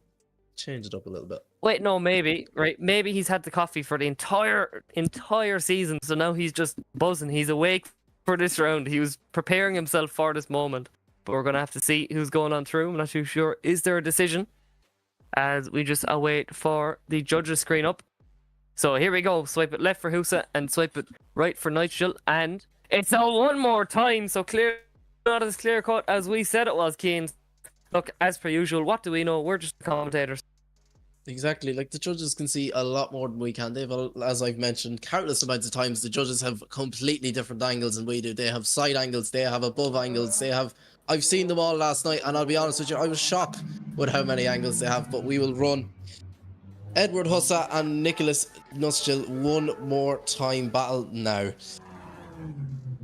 as we have Edward to lead and Nicholas in the chase. Just the same again. Are we going to get the same thing again though, Luke? Look, there's one thing that you certainly can't guarantee in drifting, and that's predictability. You know, it's a wild sport, especially in the virtual world. So I think this is anyone's game still as we bring it on through a small bit of separation. But look, Nigel definitely thinks, look, wasn't on it the first time. I'm going to make sure it's mine, but it's not coming his way once again. It's Husa's party this time in the lead. But look, Nicholas making one big dive here and trying to get his name back into the history books here of SVDS round 4 as he makes a big dive. And let's see, he dials on the proximity there. Just look, he had to slow himself down because the way he was coming there, he was a rocket ship, and he wouldn't be long taking Edward out of it there. Definitely not, as we just await to switch them around now for their second part of their one more time. Nicholas Neuchel, am I pronouncing that correct? Maybe not. And Edward Hussa in the chase in that R33 of... I'm stuttering again, as usual. But Edward is putting on a great chase here in that public VDC S15 as we make a huge transition on to clip 4, that decel. Not many drivers are using that as a decel zone as we come through clip 5. Edward Hussa still with great proximity in the chase. On the door is Edward Hussa in that public VDC S15 as we cross the line. And a 360 for the fans is Edward Hussa. That neon green car, I won't lie, personally my favourite colour car on the grid at the moment, Luke. Oh, big words. So, very... Look, he was like, listen, I might have just beat you there. You might have just beaten me, but no matter what happens, I'm going to just go rocketing towards you sideways and just pull the handbrake last minute. Just give you a little fear that... as I just hear a massive amount of thunder and stuff outside my house. So, look, we're going to have to see what happens here. But overall, amazing runs, as there doesn't seem to be any thunder over at Driftland. So, I think it's all good weather-wise. I would have been hoping for rain in real life, but these guys are getting it nice and bone dry. But however, track temperatures are down, so these guys aren't as gripped up as always. But look, it's Edward Husa going on through to the top 16, so he got it done there in the end. So, Keane, it looked a bit more predictable there that time. He said it wasn't predictable from the start, but we could kind of see that one coming. You know, I think Nicholas just didn't make the impression from the get-go. Especially with this track, it's very easy to get left behind. No, definitely. Edward Hussa putting on an absolute unbelievable chase run there. Was pinned right from start to finish was Edward Hussa in that public VDC S15. As we move it on to the next battle, we have David Laxo in the lead and Kieran Bond in that A80 Super, should I say. Sorry for my correction there. Listen, it should be pretty going obvious. to the future. It should be obvious, but as we see David Laxo in the lead, Kieran Bond in the chase. Kieran Bond pinned to the door already in that A80 Super, wheel on wheel, door on door as we come into clip 3. Right on the door of David Laxo is Kieran Bond in that A80 Super coming through the clip, and Kieran Bond is not letting down here. I don't want to see what is going to the top 16 battles are going to be like if we're seeing this in the top 22. Kieran Bond, take a bow, son, as he pins it to the door of David Laxo in that A80 Super. I do not want to see the second half of this battle, Luke. Right, both of these cars could be show cars. That's all I'm saying. Bondi's car is so nice looking, and so is Laxo's. But these things are getting pushed around like they're old bangers. But look, these things are absolutely awesome, and these are two awesome drivers up on the line here. So we're gonna have to see what can these guys do up on the line, Keane. Definitely, as we swap them around, David Laxo in the lead and Kieran Bond the chase. Kieran, or should I say my pronunciation, sorry again, Kieran Bond in the lead in that A80 Supra, and David Laxo in the chase. David knows he is going to have to pin it to the door. He could probably feel Bondy on the door, and he does. Pins it right to the door. Bondy is David Laxo, wheel on wheel again, coming through clip 3. We are getting excited coming into the top 32 here, or why wouldn't you be seeing runs like this? David Laxo was not going to let Kieran Bond away easily in that S14. of David Laxo coming in clip 6, and David Laxo pinned onto the door of Kieran Bond as we come across clip 7 and across the line. I have no words for that, Luke. I'm finished. Every other battle, I think, is battle of the night, and I think these boys are just putting on a show for us. Even more shows here as I do a few little donuts around the place. As there's still thunder outside my place. That's a bit concerning. We could have a power outage again, Luke. We're not having this a repeat round 3 from Luke. I'm actually really worried because it'll sound like an excuse. I don't know if you can hear it from my mic, but look, I'm going to try and stay here as long as humanly possible, because with battles like these, I am not willing to give up, because this thing is amazing. What an amazing layout for battles. Definitely, Lucas. Look at this from on the 2 replays. They're so separate, these two boys. They're like, hey, how are you? I'm coming through your door. I want to be in the passenger seat of that car. I have a funny feeling that's what Kieran Bond was trying to do at initiation there. He was just trying to get into the passenger door. And David Laxo just slightly not as close in proximity as Kieran Bondy was in the chase, though, coming through clip 1 and clip 2. But definitely, I don't see much of the difference between the two guys. The judges are going to have a very, very hard decision here. As Bondy, wow, right wheel on wheel, and David Laxo as well, wheel on wheel of that 80 Super coming across the line. Luke, I don't even know what to say anymore. I think Kieran might as well have just gotten out his MIG welder and just welded the 2 cars together for the entire lap, because it would have been the same result anyway. And then David Laxo just swap it around and say, listen, you're not getting it. Look, you're not getting it all your own way. I want to be the star of the show here too, good buddy. So I think he just did the same thing, but look at that scoring from Kieran Bond. Just absolute lunacy here from the 2 guys as we swap it around then up on the replay. As 2 amazing cars and 2 slightly different layout cars. You know, they're very different cars to drive. You know, where the Sylvia is a bit more snappy. You know, you just have the weight of the Super and you can just float over and they make mad grip. But you can just see, look at that from the 2 boys, just absolutely awesome driving. That run of the night so far, 100%. David Laxo and Kieran Bondy. This is going to take a lot of briefing from the judges, though. I don't see much of the difference, Luke. I really don't, and I'm just concerned because this could come down to a boxing match. If they're anyway local, it could come down to a boxing match just because it's so local. It's so close, right? It's so close. There's nothing between these guys, and I'm saying this every run. I didn't expect to be saying this every run. I would hate to be a judge right now. No, definitely. As the judge's decision comes through, swipe left for David Laxo, swipe right for Kieran Bondy. RYZE says Kieran, Alex says Kieran, and Terry says Kieran Bond is moving through to the top 16 after two phenomenal runs from both drivers. But overall, Kieran Bondy just getting that power overall from David Laxo. Definitely had to come down to that chase run though, Luke. After a battle like that, I think Kieran Bond is going to be a really hard man to beat tonight. And yeah, you know, he's really coming into his own just from that battle alone. You know, he had a few moments of glory in this championship so far this season, but I think a few issues were just letting him down. It wasn't the full picture, but I think we might start seeing the full picture now, Cian. Definitely. As we're going to move it on to our next group here, we have Anthony Taylor and Chivalenti Marcia to start off the next group. We have Brandon Carter and Rashandi Andrea, our fellow commentator. Brandon Carter also competing this round. We have Cameron Mustard and Edgars and Hayden James and Gitz to finish off our top 32. There is your grid so far. So far, we had Marcel Stadinsky and Arnold Muss. Marcel taking the win there. Kobe Wells and Tallahat Kobe Wells taking the win there too. Danique Joseph versus Michael Trapp. Danique Joseph just slightly getting past in that run. I remember that run very well. It was a very tight battle. We have Simon Sadman and Danelius Simon Sadman taking the win there and proceeding to the top 16. Daniel Adrev and David McKeever. And Daniel Adrev that was another very close battle, was Daniel Adrev and David McKeever. And Daniel Adrev just slightly taking the win there. We have Carlos and James Estrella. James Estrella getting the win over there. Harvey Cundy and Gregory Adrev.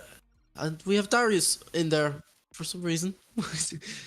we have the opposite way around. Darius took the win against Luis Sonetta and Gregory took the win over Harvey Cundy. We had Arias Jamantes and Dominique, and Arias Jamantes took the win there. We had Owen Ellis and Adrian. Adrian took the win there. Edward Hussa and Nicholas sorry for my Irish pronunciation. Nigel. There you go. Luke correcting me. He obviously has a better Irish accent than I do, and Edward took the win over there. On our last battle we have seen so far, David Laxo and Kieran Bond, my personal favourite run of the night so far, and Kieran Bond taking the win there. Top 32 battles are good so far. I do not want to see the top 16 battles, Luke.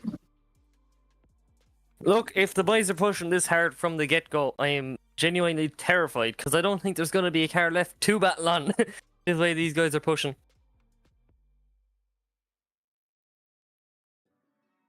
Definitely, Luke. That thunder does sound concerning, Luke. Is like I did hear it in the background there. We're gonna have to see. We'll have to see if Luke.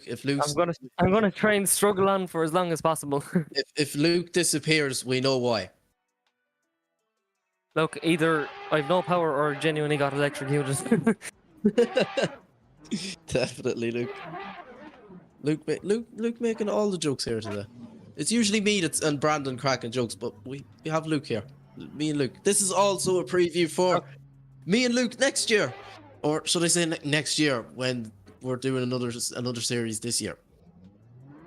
Kane, I think with the struggle I've had this weekend, if you wouldn't laugh, you'd cry. So I think we're just gonna make the jokes now and have a good time and just watch these guys battle it out. Definitely, as we have Anthony Taylor and Shivarenti Marcia coming to the line now. If I'm correct and right, yes, we do. In that lovely PS13. That is a nice. Oh, is he sticks it in reverse? Oh, and he's gone up the bank. That it's not looking good. But yeah, we have some great battles here at SVDS so far, and some Our last battle, our last quarter there of the top 32 as well. So we're the final group. You know, things are coming through thick and fast. Definitely, Lucas. We have Anthony Taylor in the lead and Shivarenti Marcia in the chase, and that lovely PS13. Some of these cars could be show cars. Yeah, that's for sure. These things are absolutely gorgeous. Sometimes you don't always need a big flashy livery. Sometimes it's just about putting together a really nice, tidy car, and I think these guys are certainly fitting the bill. Clean and simple is the best way, Luke, in my opinion. But Anthony Taylor I've watched him over the past 2 rounds, and he is a very good driver. He's going to be one hard person to beat this round. I remember last round, he was absolutely pinpoint perfect all the way to the top 8 until unfortunately he dropped 2 wheels coming into the last clip. And that just took him out of the top 8 there, but unfortunately. But we're in the top 32. He's a fresh start. He is qualified 3rd, is Anthony Taylor, against 30th position. My pronunciation.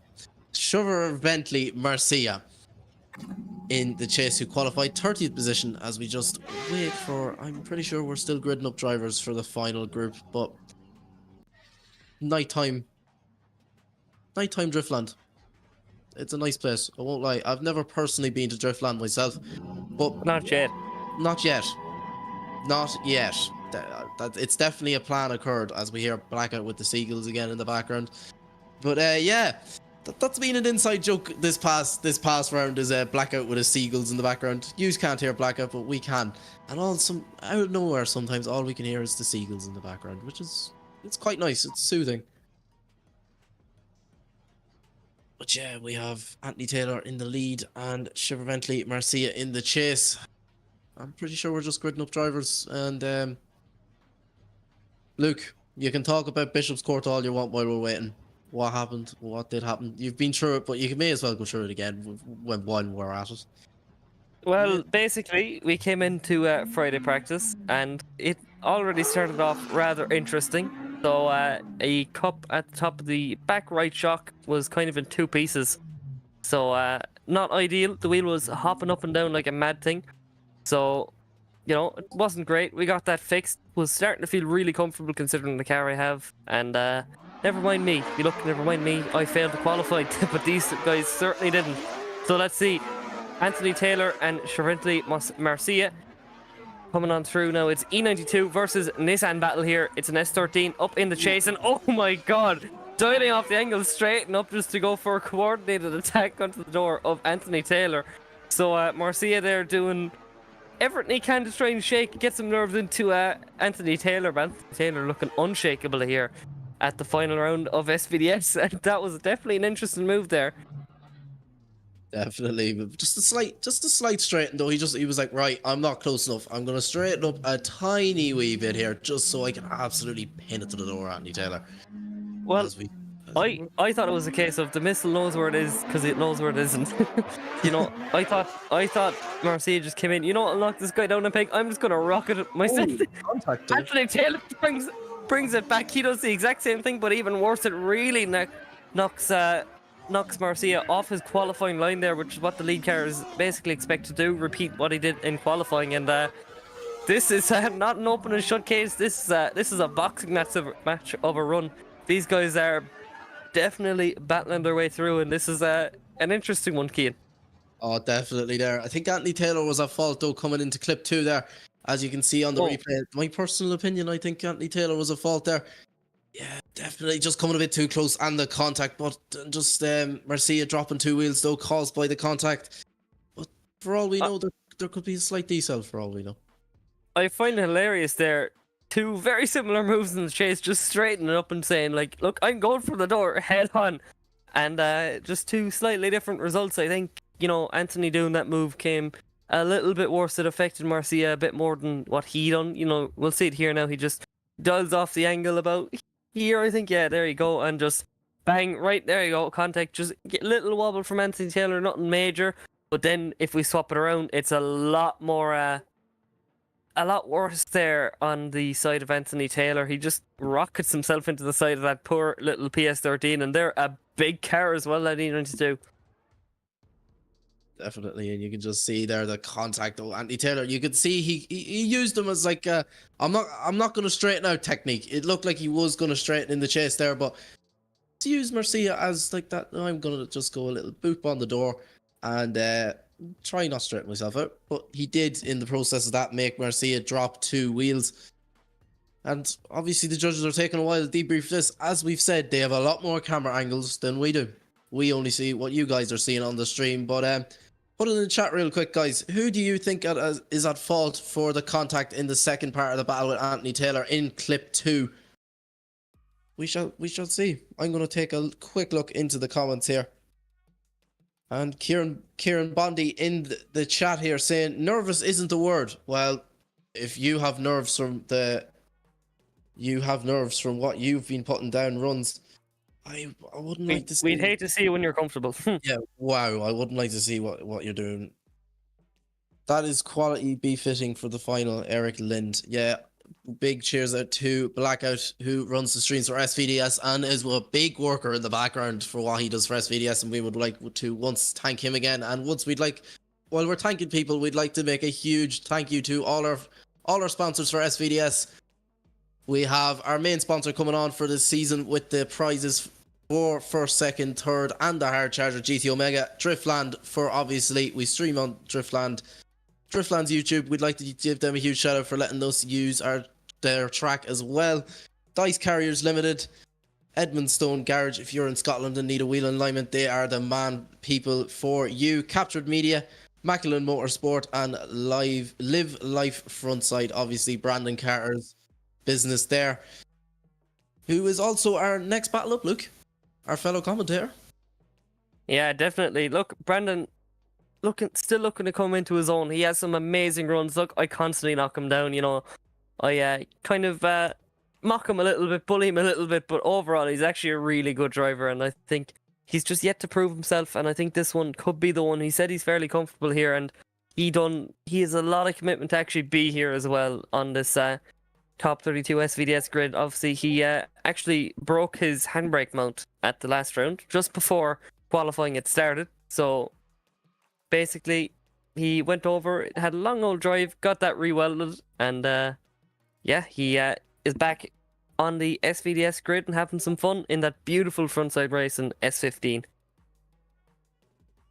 think he said it was a 2.5 hour drive or something just to get the mount welded. It was definitely the bones of 2 hours. Personally, like I said, I would have gone into your local Lidl, I think is that, you know, that glorious middle aisle. I think they sell Parkside welders, you know, a little MIG welder, just, you know, hack it back together, but he did the proper thing. He got it welded properly by someone who knows what he's doing. So yeah, so big shout out to Brandon. Big commitment here to be up on the grid. But we're still waiting for that decision to come through. And when you have a controversial set of runs like this, I can see why it's taken a long time. Definitely, and in my opinion, there's mistakes on both ends, big mistakes for both drivers. But overall, I think the hugest mistake was Anthony Taylor coming into clip 2 there, just using that lovely PS13 as a brake, we could say, and causing huge contact though between both drivers, and unfortunately putting the lead driver off just slightly and made him drop 2 wheels. But the judges are debriefing, and they are taking a long time to debrief this run. They have a lot more angles than we do. We see what you guys see. They are looking over this. Like, what did you just send me on Instagram? I need to take a look at this. Right, so as Keane just turns very unprofessional there, as we just get some lovely drone shots once again. So let's see, Anthony Taylor and Marcia, or Chervently Marcia, 2 very different cars, but they definitely gave us entertainment, that is for sure. And you know, it's not the cleanest set of run in the world, but it's certainly entertainment, and I'm really excited to see what this one's more a run of mistakes than it is really close, so we're gonna have to see, because it's 2 very similar mistakes. So let's see, who will it be? Will it be Anthony Taylor or will it be Chervently Marcia? And it's going to be no one. It's a split decision, so it's going to be a one more time here at SVDS. So none of the judges agreeing. One of them saying, look, let's run it again. Alex saying, no, I think Marcia has that one in the bag. Then Ty going on through just saying, nope, Taylor has that one. You're all wrong. And then because they all disagreed, it's a one more time in the end anyway. So look, SVDS keeping us all on our toes as we move along onto our next battle. Or actually, no, sorry, it will be this one again. I'm too used to the real world. I'm too used to the real world where these guys actually have to change their tires. You know, you're getting your crew to have a big panic on, get the impact gun out, whereas these guys just press a button and they're back in the pits. They have lovely new tires and everything is glorious. But let's see. If only it was that simple, Luke. Look, personally, I know personally from competing in the real world, I think it would be a lot better for you to back to pits button. That is for sure. Definitely, as we see them go one more time. Anthony Taylor in the lead with the higher qualifier, and Marcia in the chase in that lovely, simple, clean PS13.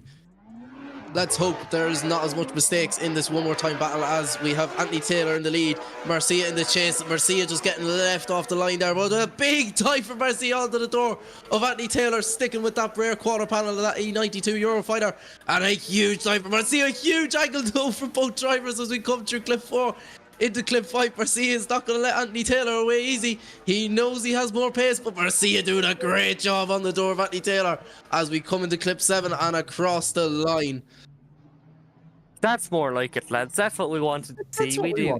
Well, deep down we wanted to be kind of, you know, right up the cars because it's good entertainment. But this is a lot cleaner. We wanted to see this also. So big shout out to the guys. They've made friends. They're no longer at war and just crashing into each other. But we swap it around. Oh my god! He's got up the bike. Marcia he's gone to do the round 1 layout. So look, there you have it. Anthony Taylor, he's finishing his run, but Marcia was like, look, it's the end of the season. I'm going to go back to the round 1 layout. I don't want the season to end. I wasn't expecting that coming into clip 1. Marcia is right behind him. He's like, oh no, I know I messed up. But no, he must have thought it was round 1 again. We went to do round 1 there, but this layout is absolutely throwing everything at us. I think it's a nice time. Bye, have a great time. Marcia's off to do the shopping, and Anthony Taylor just goes, all right, he's gone. I'm just going to put in a nice lap for the fans. I think we have a clear winner there. It's Anthony Taylor going through to the top 16 as we move on to our next battle of Brandon Carr in the lead and Roshandi Andrea in the chase. We've been looking forward to this one all night. My fellow commentator, Brandon Carter and Roshandi Andrea. Luke, how do you think this run's going to go down?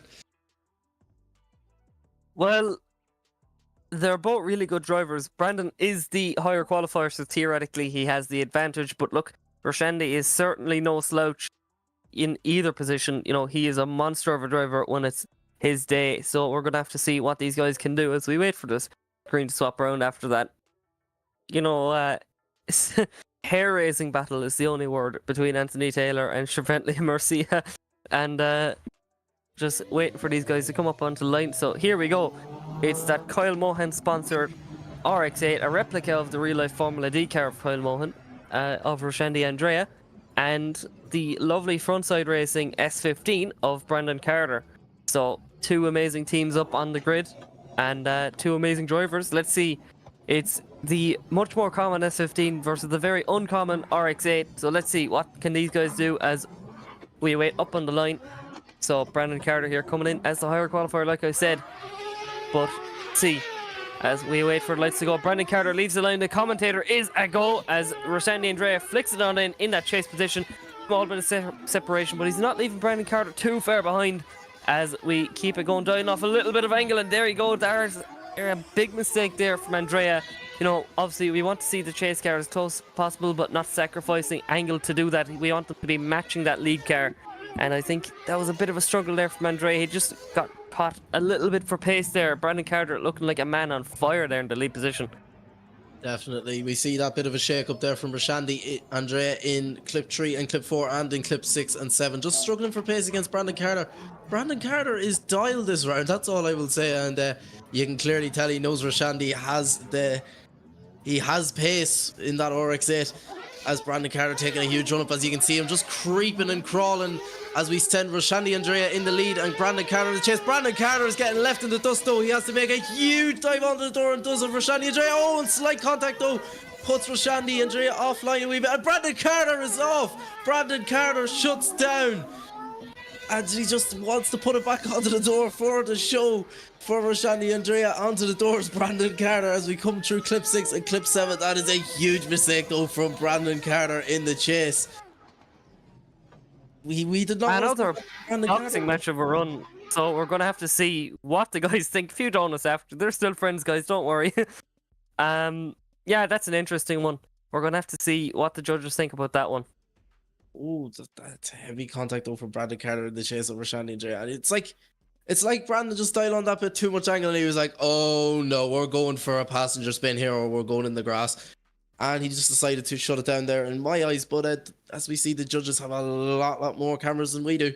So they might see a mistake from Roshandy Andrea. But from what we see though, there isn't much of mistakes though from Roshandy Andrea in the lead. Brandon Carter getting left there for dust, but makes a huge dive onto the door and that contact on that rear quarter panel of that RX-8. And you have to remember there, it's back wheel to front wheel as well, so it's affecting both cars really severely. So we're gonna have to see both big mistakes in both runs. But let's see, it's gonna be Roshandy Andrea going on through to the top 16. Unfortunately, we say goodbye to Brandon Carter. It looked so comfortable for him at the start, but he just got a little bit aggressive. You know, ideally he would have been playing it a bit safer, but unfortunately we say goodbye to Brandon Carter and we say hello to Roshandy Andrea into our top 16 as we move it on to another big battle. It's going to be Cameron Mustard versus Edgar's Las Manos.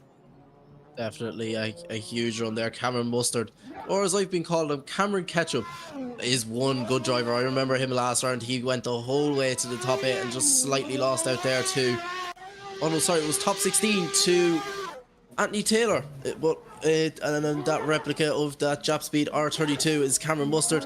He has a huge battle though of Edgar's Las Manos. Unfortunately, Edgar's not just having a great, he's not having as good as a qualifying as he usually does. Qualifying 27th and Cameron Mustard qualifying 6th definitely has that advantage coming in. As we just wait for the lights to go green here, that R32 Jap Speed replica of Cameron Mustard and Edgar's Las Manos in that BMW E92 representing Team Racing Riga here. We just wait for the lights to go green, and Brandon Carter joins back the chat. Brandon, what have you to say here? That was all on me. That was all my fault. We'll discuss this after this battle. We will discuss it after, as we have Cameron Mustard in the lead, but we won't worry about the lead driver as Edgars is pushing Cameron Mustard around the track. Just had the slide dial off angle there and puts a huge dive onto the door is Edgar's and Cameron Mustard. He is not going to let Cameron Mustard in that jab speed, R32, away easily, but just getting outpaced is Edgar's, as Cameron Mustard is dialed for this track in qualifying as we cross the line. Just ready to swap it around there. Edgar's is not wasting any time, straight to the lead there. Cameron Mustard listen, slowly dialing to the, just slowly driving to the line. Obviously with the spotter in his ear telling him that Edgar's was a bit off, but you are still going to have to absolutely push it to the limit here. Yeah, definitely some mind games potentially at play there. Just thinking, you know, I'm going to take my time up to the line. You know, you can just wait there, do what you want, just have a chill out. Don't even, you know, I'm just gonna do my own thing still. But you know, I might just try and put it up in the door here. So let's see as we flick it up on into that first corner. Let's see what can Cameron Mustard do in that chase position. Edgar's doing a real nice job here so far in the lead as Cameron makes himself known in that chase position, trying to dial a bit of pressure here as he shallows off the angle, just gets himself right up onto the door, up onto the quarter panel of that racing team Riga E92 Eurofighter. And look at this from Cameron Mustard. There's a bit of contact there, it seems, as both guys come through that zone very slowly, it seems. So yeah, interesting to see. I want to see what happens in that that last corner. It looks a bit odd from my perspective, but other than that, pretty good run from the two lads. Definitely Yep, look Cameron like must agree have on that one. doing. Cameron must have doing what he has to do, as always. Oh, tell you what, that my battle really tested me today. I was feeling confident, but then as soon as I got to the start line, well, it went to the OMT, and in the battle before me, and it really got me. And nerves took over. You had it. I know. I didn't even know what my lead was like, but Cameron must have getting the win. Egos Lasman is not, unfortunately, just not being able to bring enough to the table to beat the absolute maniac that is Cameron Mustard. But no, it was purely nerves on my end, so I just, as I did my lead, I was like, yeah, I'm fine. Bit nervous, but then I got into the chase, and I went for a run up, and I didn't utilize it properly, and I was like, oh god, I've got to try and initiate and get a bit of a dive on. And as I was doing it, I clutch kicked a bit too much, clutch dragged, and it just gripped me up, and I went into him. So that was all my own fault. But I'm not angry. Yeah, for sure. I'm not angry. Well, another man who is certainly not angry is Cameron Mustard as he books his place into the top 16. And here's the original owner of, or no, sorry, I was wrong. It's not the horrible Supra. It's a different car. It's not as horrible. This one's actually quite nice. It's the BMW. It's the BMW Frankenstein. I do believe it's I can't remember the chassis code, but all I know is I do believe this is the E92 with the newer M3 front. So let's see what these guys can do. Caden James in the lead, and a purebred E92 in the chase with Gaitis. So let's see what these guys can do. And it's a real nice run here so far. Two very evenly matched cars as they are door to door around here at Driftland, coming on through now into the latter half of this lap. And yeah, real nice run from these guys. These cars are just lighting up this lovely dark Driftland, and definitely bringing some light into this run. And what a nice run from these guys. Very much so. I'm just looking back at my lead. I didn't even I've not even seen what it was like, and I'm quite happy with that. But Caden's definitely pushing hard. He absolutely blinded me in the pits with his lights. So we'll have to see how Gaitis deals with this. I don't think he's put his lights on for that particular reason. Well, it would be I don't know how fair it would be, but it would definitely be some good mind games. Just imagine this, the last corner, you just flick your lights on and it just blinds the guy. But we're going to have to see, let's see what these guys can do as we swap it around. Caden James pushing himself right up onto the quarter panel of that purebred E92 of Gaitis. Gaitis not doing a bad job. A little bit of separation starting to emerge here, but Caden thinking, nope, there is no separation here. You did not see anything yet, buddy, as we bring it up in through that final section of the track. Look at this from Caden James, pushing that E92 around the track, and ooh, a little bit of a wheel drop there from Gaitis. I'm not too sure, was that forced or not? We're going to have to see. Ian, what do you think to that one? Definitely. Two great runs overall from both drivers, both Caden James and Gitz. Great lead, great chase from both drivers, but definitely Caden James was pushing that rear quarter panel off Gitz's car, coming through clip 1 and clip 2. Coming through clip 4 here, just same proximity on both ends. As we come through clip 5, Gitz just has that bit more of a push than Caden James had. But as we come in through there, as you can see, Gitz, whether if the slight wheel drop was forced or not from Caden James being absolutely pinned to the door at E92. We're just gonna have to figure out what the judges have to say on that end. At the end of the day, the three of us, the first ever time you've seen a drift event with 3 commentators in about. But Actually, no, we did do it. We did do it at round 2. We had the one that only we Connor had Falvey Falvey. with us. We had Falvey. Sorry, I forgot about you. Had Falvey. I forgot about that though. But yeah, whether if that slight wheel drop from Gitz was forced coming in through the last clip there, clip 7 from Caden James, as we're just going to look at a replay there. Big flick onto the door from Caden James, just right there with Gitz coming through outer zone 2 there into outside zone 3. Just keeping proximity on there, just distance himself just to get that transition into clip 4, but absolutely pinned to the doors. Caden James onto the door at E92 of Gitz. Coming into the rumble strip of death, as we had it nicknamed here, loads of wheel drops there. Whether if it was a slight wheel drop there from Gitz though, in my end it doesn't look like it was forced from Caden James, but on a judge's perspective, they have a lot more angles than we do. They can see a lot more maneuvers than we do. Gitz putting on a solid wheel to wheel there through clip 2 and into clip 3, just dialing off angle though as he just gets the pin to the door through clip 4, coming in through clip 5.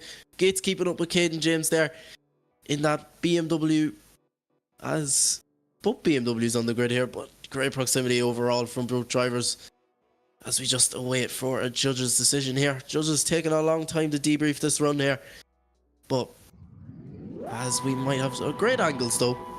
Great angles of both drivers, that Wild Monkeys car of Caden James. With great angles here. Cheers to Blackout running the stream for SVDS. Big shout out to him. Yes, great camera angles here of the both drivers as we wait for a judge's decision to come true.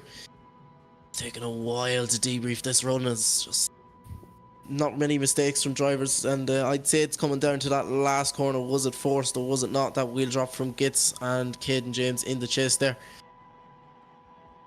I'm loving these camera angles. Absolutely loving it. Definitely. I think the drone shots are adding a lot, especially with the vibe of the night. I think the best decision you can possibly make is hold a drift event at night. It just works absolutely mint, mate. Oh yes. Makes it a lot more intense for the drivers as well.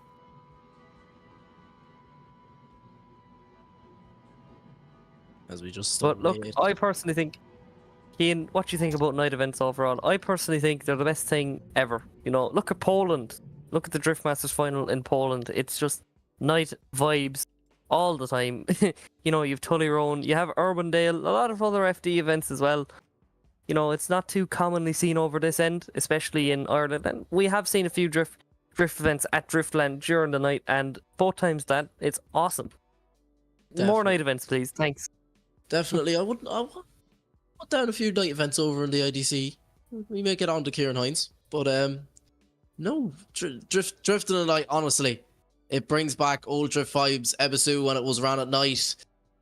And again, Irwindale, Tullyronan, great experiences, and Driftland as well on top of that. It's better as we have a judge's decision come through here. Swipe left for Caden James, swipe right for Gitz. RYZE says Vitz, Alex says Vitz, and it is Gitz moving through to the top 16, and that does round out our top 32 battles here. And we are going to take a short break here as we get ready for the top 16 battles. We've had Brandon Carter, who also has put it through there, as we have our bracket coming up here for the top 16. We have, to start off, we have Marcel Zadinsky against Kobe Wells here. Dominic Joseph against Simon Sadman. Daniel Adrev against James Estrella. Darius against Gregory Andrev. Arius Yorman against Dominic Bergman. Owen Ellen against, sorry about the stutters here, guys, Adrian Algreen.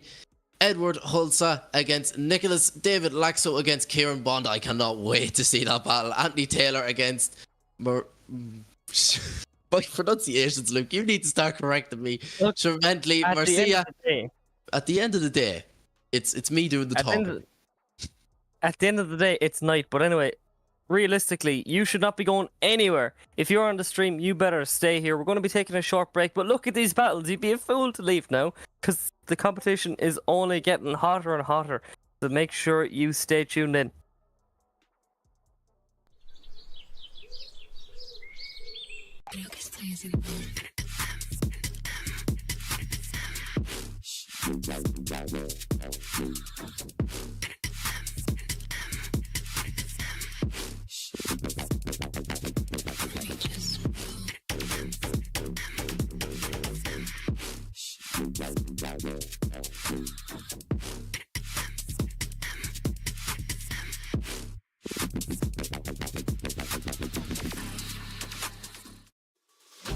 Are you ready?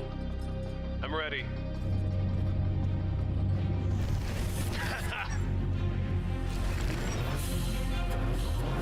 Let's go. Show me what you got. Oh, Is that everything you got? last turn. Catch me if you can. That was great. That was a good game. Unlock true experience with GT Omega.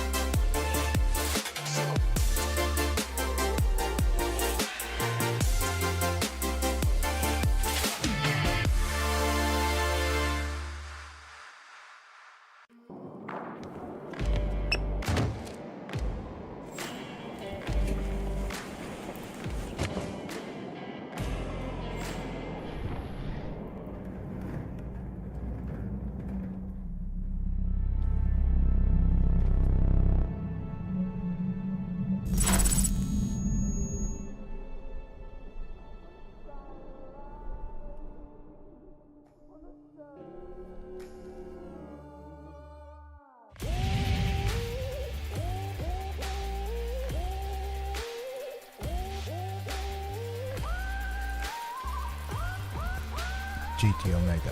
Stay ahead of the game.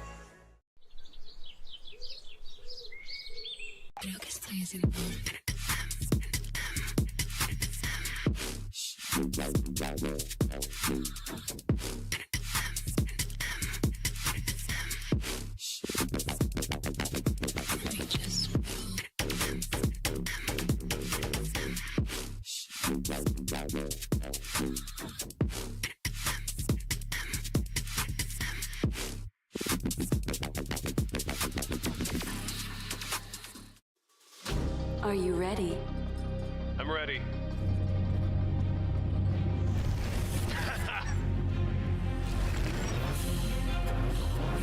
Let's go.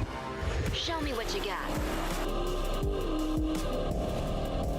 Oh, Is that everything you got? last turn. Catch me if you can. That was great.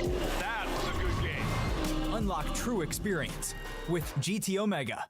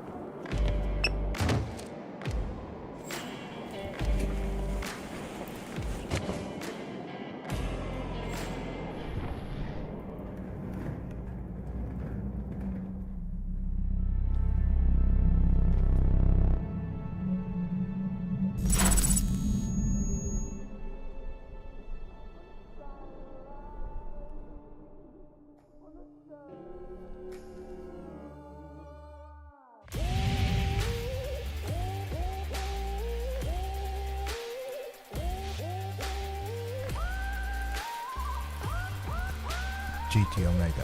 Stay ahead of the game.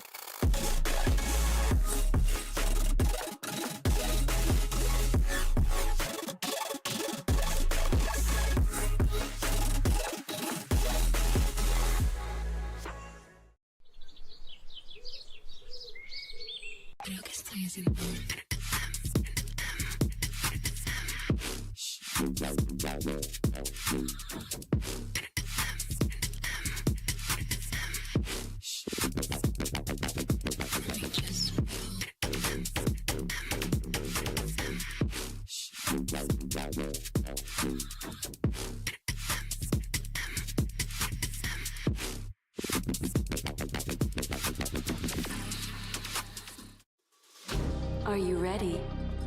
I'm ready.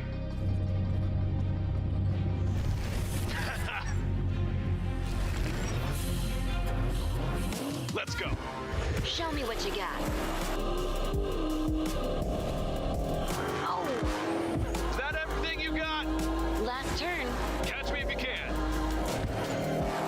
That was great. That was a good game. Unlock true experience with GT Omega.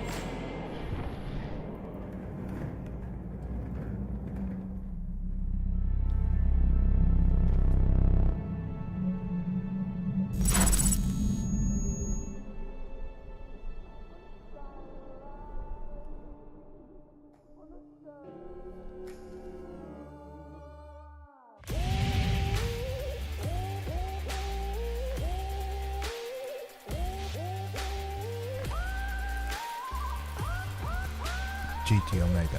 Stay ahead of the game.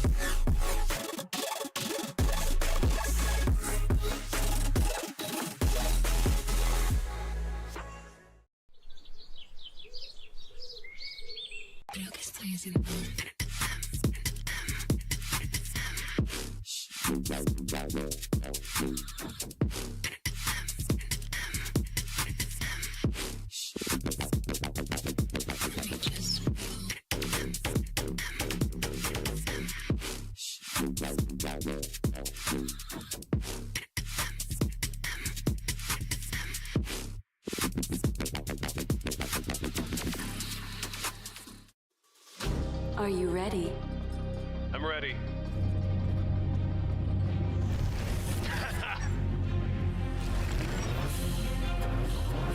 Let's go. Show me what you got. Oh, Is that everything you got? last turn. Catch me if you can. That was great. That was a good game. Unlock true experience with GT Omega.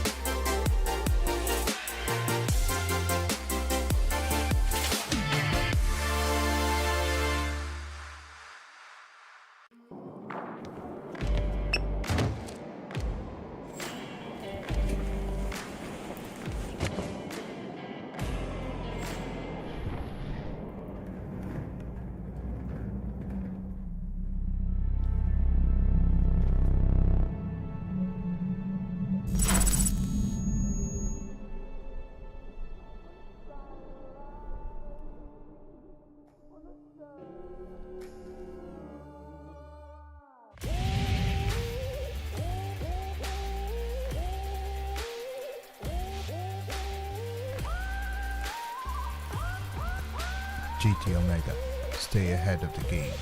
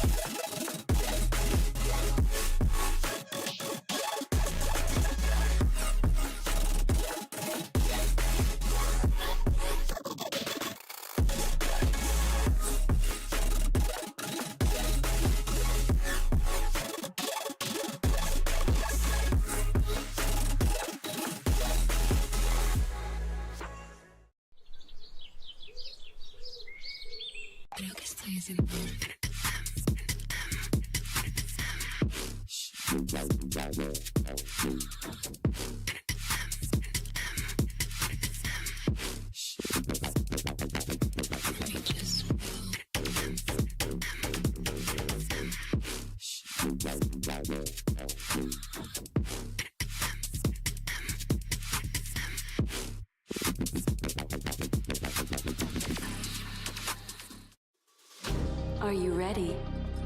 I'm ready.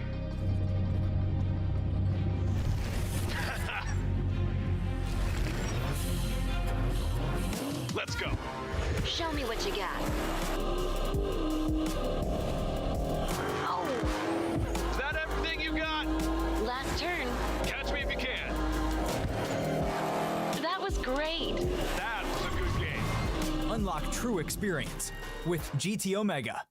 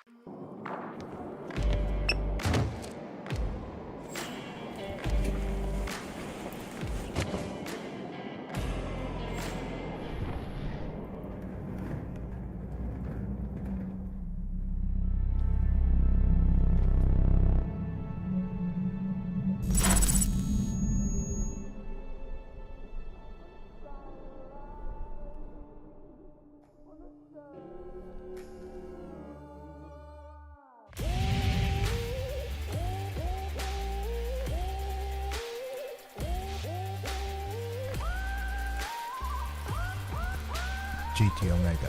Stay ahead of the game. Welcome back, everyone, to the Scottish Virtual Drift Series, round 4, the final. And you aren't seeing two. Well, you are seeing two. You're not going crazy, though, because it's not the same person. And we are starting off with Marcel Stadinsky versus Kobe Wells. And Kobe sent me a message just before this battle was about to start, saying that he is going to go to war with Marcel. We are back here. Unfortunately, Luke Buckman seems to have had a natural disaster happen to him, so he's had to head off. But Kian is with me in the commentary booth. But here we go, the first battle of the top 16. Two cars, two F22s. Marcel Stadinsky leading Kobe Wells. Either one, I can't tell who's who, but is doing a very nice job in the chase. I'm just going to say Marcel's chasing Marcel at this point. There's two Scuco cars, but doing a very nice job here, both from lead and chase. Beautiful work here, nice proximity, but look at the pressure that they're putting on each other as they come around the hairpin for the last part of their first run. Very nice there from both of these drivers. Yeah, definitely, Brandon. Marcel Stadinsky in the lead and Kobe Wells in the chase there. Kobe putting on an absolute banger of a chase road, if I'll be honest and say it myself. But Marcel Stadinsky still in that championship fight. We will just have to figure out, will he still be in that second place battle? No more. As we bring it in here, Marcel Stadinsky in the chase, just not as much proximity as Kobe Wells did have, as he's going to have to make a huge dive onto the corner panel, and he does coming through clip 3. As we come into the decel zone here, the only decel zone on the track here in the top 16 of the battle. We come into clip 6, Kobe Wells doing an unbelievable job here in the lead, but Marcel Stadinsky pins it to the door, pins it to Kobe Wells, an identical car. What a battle there from Marcel Stadinsky and Kobe Wells. Absolutely beautiful. I can't would tell say the you difference. can't tell them apart, but No. in a quite literal You sense. really can't. True. It's quite true because they're the same car. It may as well be the same person. And generally, I do think they drove very similar to each other. It was a Definitely. textbook battle, and it's really melting my brain watching these two cars go around. We have a quick update. We have food. See, me and Brandon have this thing of when we're meant to be commentating, we're eating food. And today we have beef and black bean. Not very too nice. shabby. I mean, tomorrow I'm grabbing a Nando's, so I'm quite excited for that. Never actually tried Nando's. Sacrilege! Honestly, No, you need to- I haven't tried Nando's, okay? what? Definitely right, everyone. With shame Kian in the comments, please. Nando's is the best thing that's ever come to the UK, and you have not had it. It is not my fault, okay? That I've never had No, one. it is. It is because you can go and grab it. It's on Uber Eats. It's not in Ireland. Oh my god, no! I'm getting you tickets to come over to England, so you can All have right, it. if you're paying and you're buying, no problem. Yes, Jim, the snack bar is still open. It's always open. We're always munching. I've just finished a whole box of brownie bites and a cookie. Oh Jesus! Oh no, I've still got half a cookie left. I'm all right. Brandon, seriously. Double chocolate chunk as well. Welcome to SVDS Cook with Brandon and Kian here. Should we do a cooking show? Oh yes, Halftime show. Do a yes. halftime cooking show. Virtual cooking series. So today we're going to be doing garlic scones. No, we'll do a we'll do a come dine with me episode. We go to each other's houses. First houses is blackouts with all the seagulls. Oh my god! Protect the chips from the seagulls. No, we should be talking about drifting, not food, Brandon. Well, you know what? Marcel Stadinsky's got to protect himself from Kobe Wells here. As Oh, those two, like Kobe said to me, they are going to war, and that is what this is. Marcel is looking for a perfect weekend, and the judges are making sure that they judge this right. Because if Marcel has a perfect weekend, he has a very good chance of doing very well and finishing off with a solid position in the championship. But as we can see here, we do have a decision left for Marcel Stadinsky, right for Marcel Stadinsky, and it goes to Marcel Stadinsky. Unfortunately, Kobe Wells just... I can't even fault him because he did a great drive. So unfortunately, that is his weekend over. But Marcel is going ahead to do an absolutely perfect weekend, and I can't wait to see what he does in the next battle in the Great 8. Definitely, I could agree with you on that one. Marcel Stadinsky is definitely coming down for he wants that. He wants good high position here. We're not too sure about the points update yet with first and second, but we will get it. It's close. We'll get it to you as soon as we can. But never mind. We're on to the next run. This is a run I've been looking forward to. Oh yes, Mr. Donique Simon Joseph in the lead and Simon Sandman in the chase. Simon Sandman definitely has to be. I don't care. He has to be a run for hard charger this season. Oh god, yeah. Simon is an absolute monster, and like I said earlier at the start of the stream, if you're just joining us, I told Sandman to go hard. I want him to put on a show, and that is exactly what he's here to do. And as you can see, Donique there at the start line in that E92. Was it in it? Is it an E92? It is an E92. Yes, it is an E92, but Simon in that S14 coming up across the straight with a lot of proximity from the start, pushing him across the wall, doing a very nice job there. A lot of proximity, very nice angle for both of these drivers as Donique does a solid lean line so far as they come around through to outer zone 4 in that transition. But all Simon just checking up there, having a bit of an issue getting around that car that Donique has got there, maybe the wing getting in the way, but as they come around now to outer zone 6, they're doing a very solid job into the hairpin. Look at the proximity from Mr. Simon Salmon there. Beautiful run from both of these, and I'm not too sure what happened there in the transition, but maybe he just got a bit too close. We'll have to see. But now we got Donique chasing in Simon. It's a bit like what happened to you. You just got that bit too close and just had to stall up a wee bit, Brandon. Sorry, Brandon, but I had gripped to. up too much. What it was is I gripped. I was going in fast. I had to slow down. I didn't downshift, and I caught understeer. That was what happened. But hopefully Donique doesn't do the same thing here, but look at the proximity already. Wheel to wheel there as Simon Salmon does a nice lead line so far. Donique making sure he sticks with him as they do the transition. Nice and clean there from Donique. putting on the pressure, coming around outside zone 5, just going past the offices as The Simon proximity Taman. from Dundee. Whoa, right under the dive. door. Massive dive there from Donny Joseph, and what a battle. This is a great way to start. Great way to start off our top Beautiful 16 and make sure you stick around. Oh my god.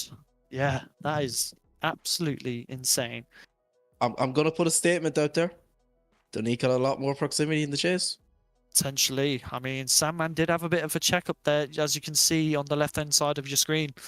Sandman did have a bit of a checkup in the transition, but I'm not sure if that was him going for a slow transition.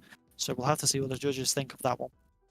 I think that will be the make or break, but is it left for Donique Joseph, right for Simon Sandman? Who is getting it? And it is Donique Joseph, so Simon Sandman not pushing hard enough. He has not listened to my advice. I'm joking. Simon Sandman pushing extremely hard there, but Donique just having a tiny bit more strength in the chase. And I'm going to guess that Simon just got caught up in the transition. Very unlucky there, but an amazing job from both the drivers, and well done to Donique, and we will see him in the Great 8. And hopefully Simon Sandman will come into Season 4 even harder, even stronger, and potentially he could be in congestion. Congestion? I don't know. We're both stuttering here. He could be a serious contender. That's good. That's it. He could be a huge contender for the series next season, so we'll have to see. But now we have Daniel Andrea from IRT versus Carbon Drift Team's very own James Estrella. Who is going to take this one? What's your prediction, Kian? Honestly, two great drivers definitely in the chase. We've seen it from Daniel Adjev's top 32 battle was absolutely pinned to the door, and the same as James. We just don't know what's going to happen here at SVDS as we see Daniel leaving the light with James, that Carbon Drift Team, and he's pinned. James is pinned to the door, Daniel, here as we come into clip 2, or clip 3, should I say. Get mixed up with the clips. Oh, clip 2, I was right. As we come into the D's, getting slightly mixed up here. James is absolutely pinned to the door, that BMW, Daniel. As we come into clip 6, as we said, the rumble strip of death. A lot of people, oh, what a huge dive from James onto the door, that BMW, and across the line. He was essentially pushing Daniel. He was pushing Daniel off across the line there. Take a bow. That's all I say. Take a bow. That was beautiful. Everybody. Our start line marshal and main host himself, RYZE, just doing a light check there for our drivers to make sure that they can see, as Daniel has a massive run up this time as they come across the line, getting ready to send it down into the initiation. But Daniel Andrea pushing hard, almost taking James out there, but he does a good job keeping it nice and smooth as they come across now the transitions going into outside zone 4, doing a nice job there. Daniel not getting too aggressive, but as you can see, the wheels touching the door as they come across the main straight, well, not main straight, big sweeper past the officers into outer 6. But Daniel just pushing him, almost making a tire drop potentially, so that could go against Daniel. So we'll have to see, could he be going out in the top 16? We'll have to see. Definitely, but not much in the difference other than that possible wheel drop, to be fair. But wow, that dive from Daniel coming into clip 2 was unbelievable. How did he not make contact there as he come into clip 3 into clip 4 into the decel zone? Not many people do use it as a decel zone, but it's there if it's needed use. But I can't tell the difference much between both drivers here. It's just, I don't know, that slight wheel drop though from Daniel possibly in. Oh, but James makes a wheel drop too. Did we see that? Yeah, I'm not too sure. I think we have to make. We're making stuff here at SVDS now, but I think we might have to take a look at that second run. There's a slight wheel drop from James there in the lead, as well as Daniel in the chase there.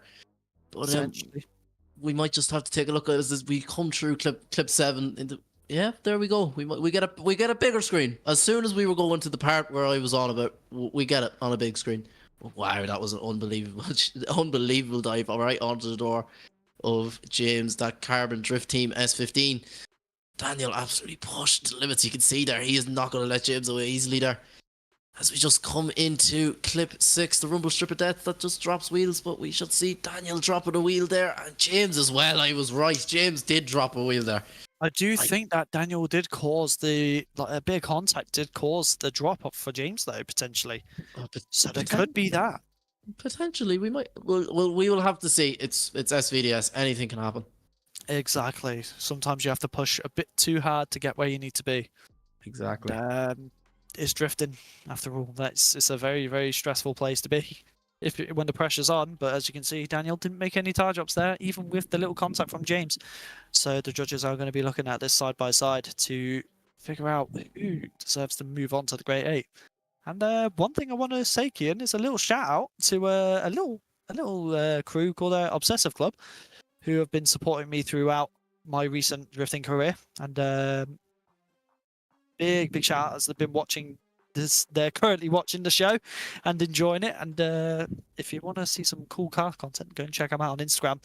As they're great people behind that, and you'll be seeing their logos on my car for next season. So I thought I'd add that in there as well. But look at that. Absolutely pinpoint. And this is the point where the battles are going to be getting more and more intense between each battle as we get further in. The drivers are going to be pushing a lot harder. And one thing I wanted to mention also is we have some great sponsors that are making this help making this happen. And as you can see there on the bottom of the screen, we've got Dyce Carriers, we've got GT Omega, Driftland, Edmonstone Garage, Mclellan Motorsport, Kaptured Media, and FrontSide Racing, all helping to make these drivers do what they do, keeping them going and helping them pursue their dreams. And this series wouldn't be the same without them. So we are very grateful, as this is the final for Season 3. And I'm very excited to see how Mr. Kian here and Luke Butmer do in place of me for commentary next season, as I will be stepping down. As right now, the workload is quite a bit too much. Trying to do media, driving, and commentating at the same time isn't really a good combination, though, Brandon, is it? Oh, it has been crazy, but it's been one of the most interesting and fun experiences I've had, and I'm absolutely honoured to have been the voice of SVDS this season alongside both you and Luke. It has been an absolute pleasure, but I will continue to be a part of SVDS at all points, and I'll continue to keep bringing out the after movies and giving SVDS an identity through those videos. But unfortunately, my vocal cords can't keep up with this. Neither can mine, but I still have to put up with it. It's a good time. I enjoy it.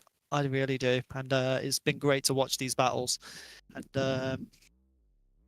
I've got to say, I wish both you and Luke the best of luck next season. They got a little taster of what's to come from the two Irishmen next year. Yeah. I didn't get a chance to listen, but apparently you two have been quite fun to listen to, according to some people. So, oh yeah, it's me and got a Luke. lot of confidence.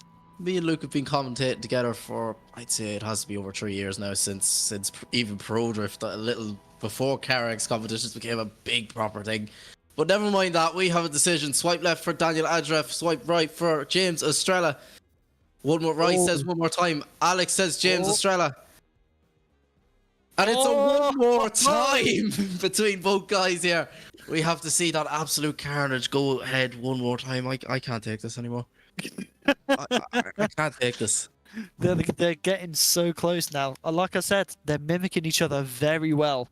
And it's getting to a point where the judges are really struggling. And if anything, I did say, I did say to a couple of drivers before I came into the commentary booth again, that make the judges' lives hard as hell. Do it. Torture them. Of course you said that. And make our lives very good because we can scream and blow our vocal cords. Exactly. We want to put on a show. Exactly. And we're getting it. We're only, just remember, we're only still in the top 16. We're only halfway through the show. Oh, that is a scary thought, ain't it?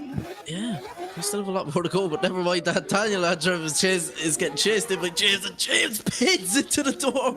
Are we going to see a repeat of the last run? We're seeing this on repeat again. It's like watching a replay here as they come into clip 4. James is absolutely pinned to the door. Daniel Adref in that BMW as we come into the rumble strip of death here. James just slightly off in proximity though, and just has the huge, cuts the track a bit just to dial back on angle and cross the line as we get ready to swap them around. Oh, I can't take this anymore. These runs. Top 32, and now we're not even halfway through the top 16, and we're seeing final battles. It's always going to be that case. People are going to go hard in the final, no matter where they're at. It's just not nice. As we see them swap it around, James, that Carbon Drift Team S15 in the lead, and Daniel in the chase, but Daniel is just... This is just a repeat of the first run again. Seeing this again and again, I could watch these two go all night. But never mind that. We have Daniel. Daniel just put on an absolute solid chase again. Oh wow, he is pinned right to that rear quarter of Adelaide James as we go across the line. I wouldn't want to be a judge. Thank the Lord. I'm glad we're not. I am glad we're not. Honestly. Oh, thank you. That's all I will say. Plus, we have the replays. Can we get the replays up for run 1 to 4? Just the comparison here. I don't see much of a difference. Let's be real very here. similar. I guarantee you, Blackout is sat here scratching his head as well. Like, how are these guys doing it? He's like, huh? Which replay is which? For all we know, we could be watching run 1's replays here. They just look the exact same.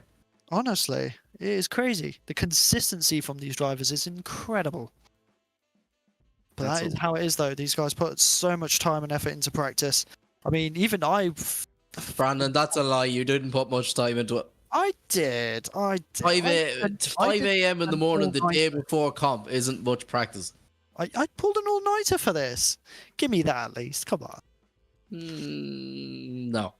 Oh, you're so mean. Works. You are so mean. But hey, who is going to be getting this battle? Oh, and it's Daniel Andreev going into the top 8. So, geez, we are very, very on board for a crazy final. I don't even want to. I just want to go sleep. I'm sick of seeing perfect runs on perfect runs. I want to see somebody flip into the office. That would Don't make my night. jinx it. Oh, here we go. The main man himself, the current points leader, Darius Straker versus Grigori in that big 599XX. One of these days, kid, you're going to learn what car that actually is off by heart. A Ferrari 599XX. There you go. And remember that. Possibly. I'll be proud of you if you learn to get that off by heart. I'll try.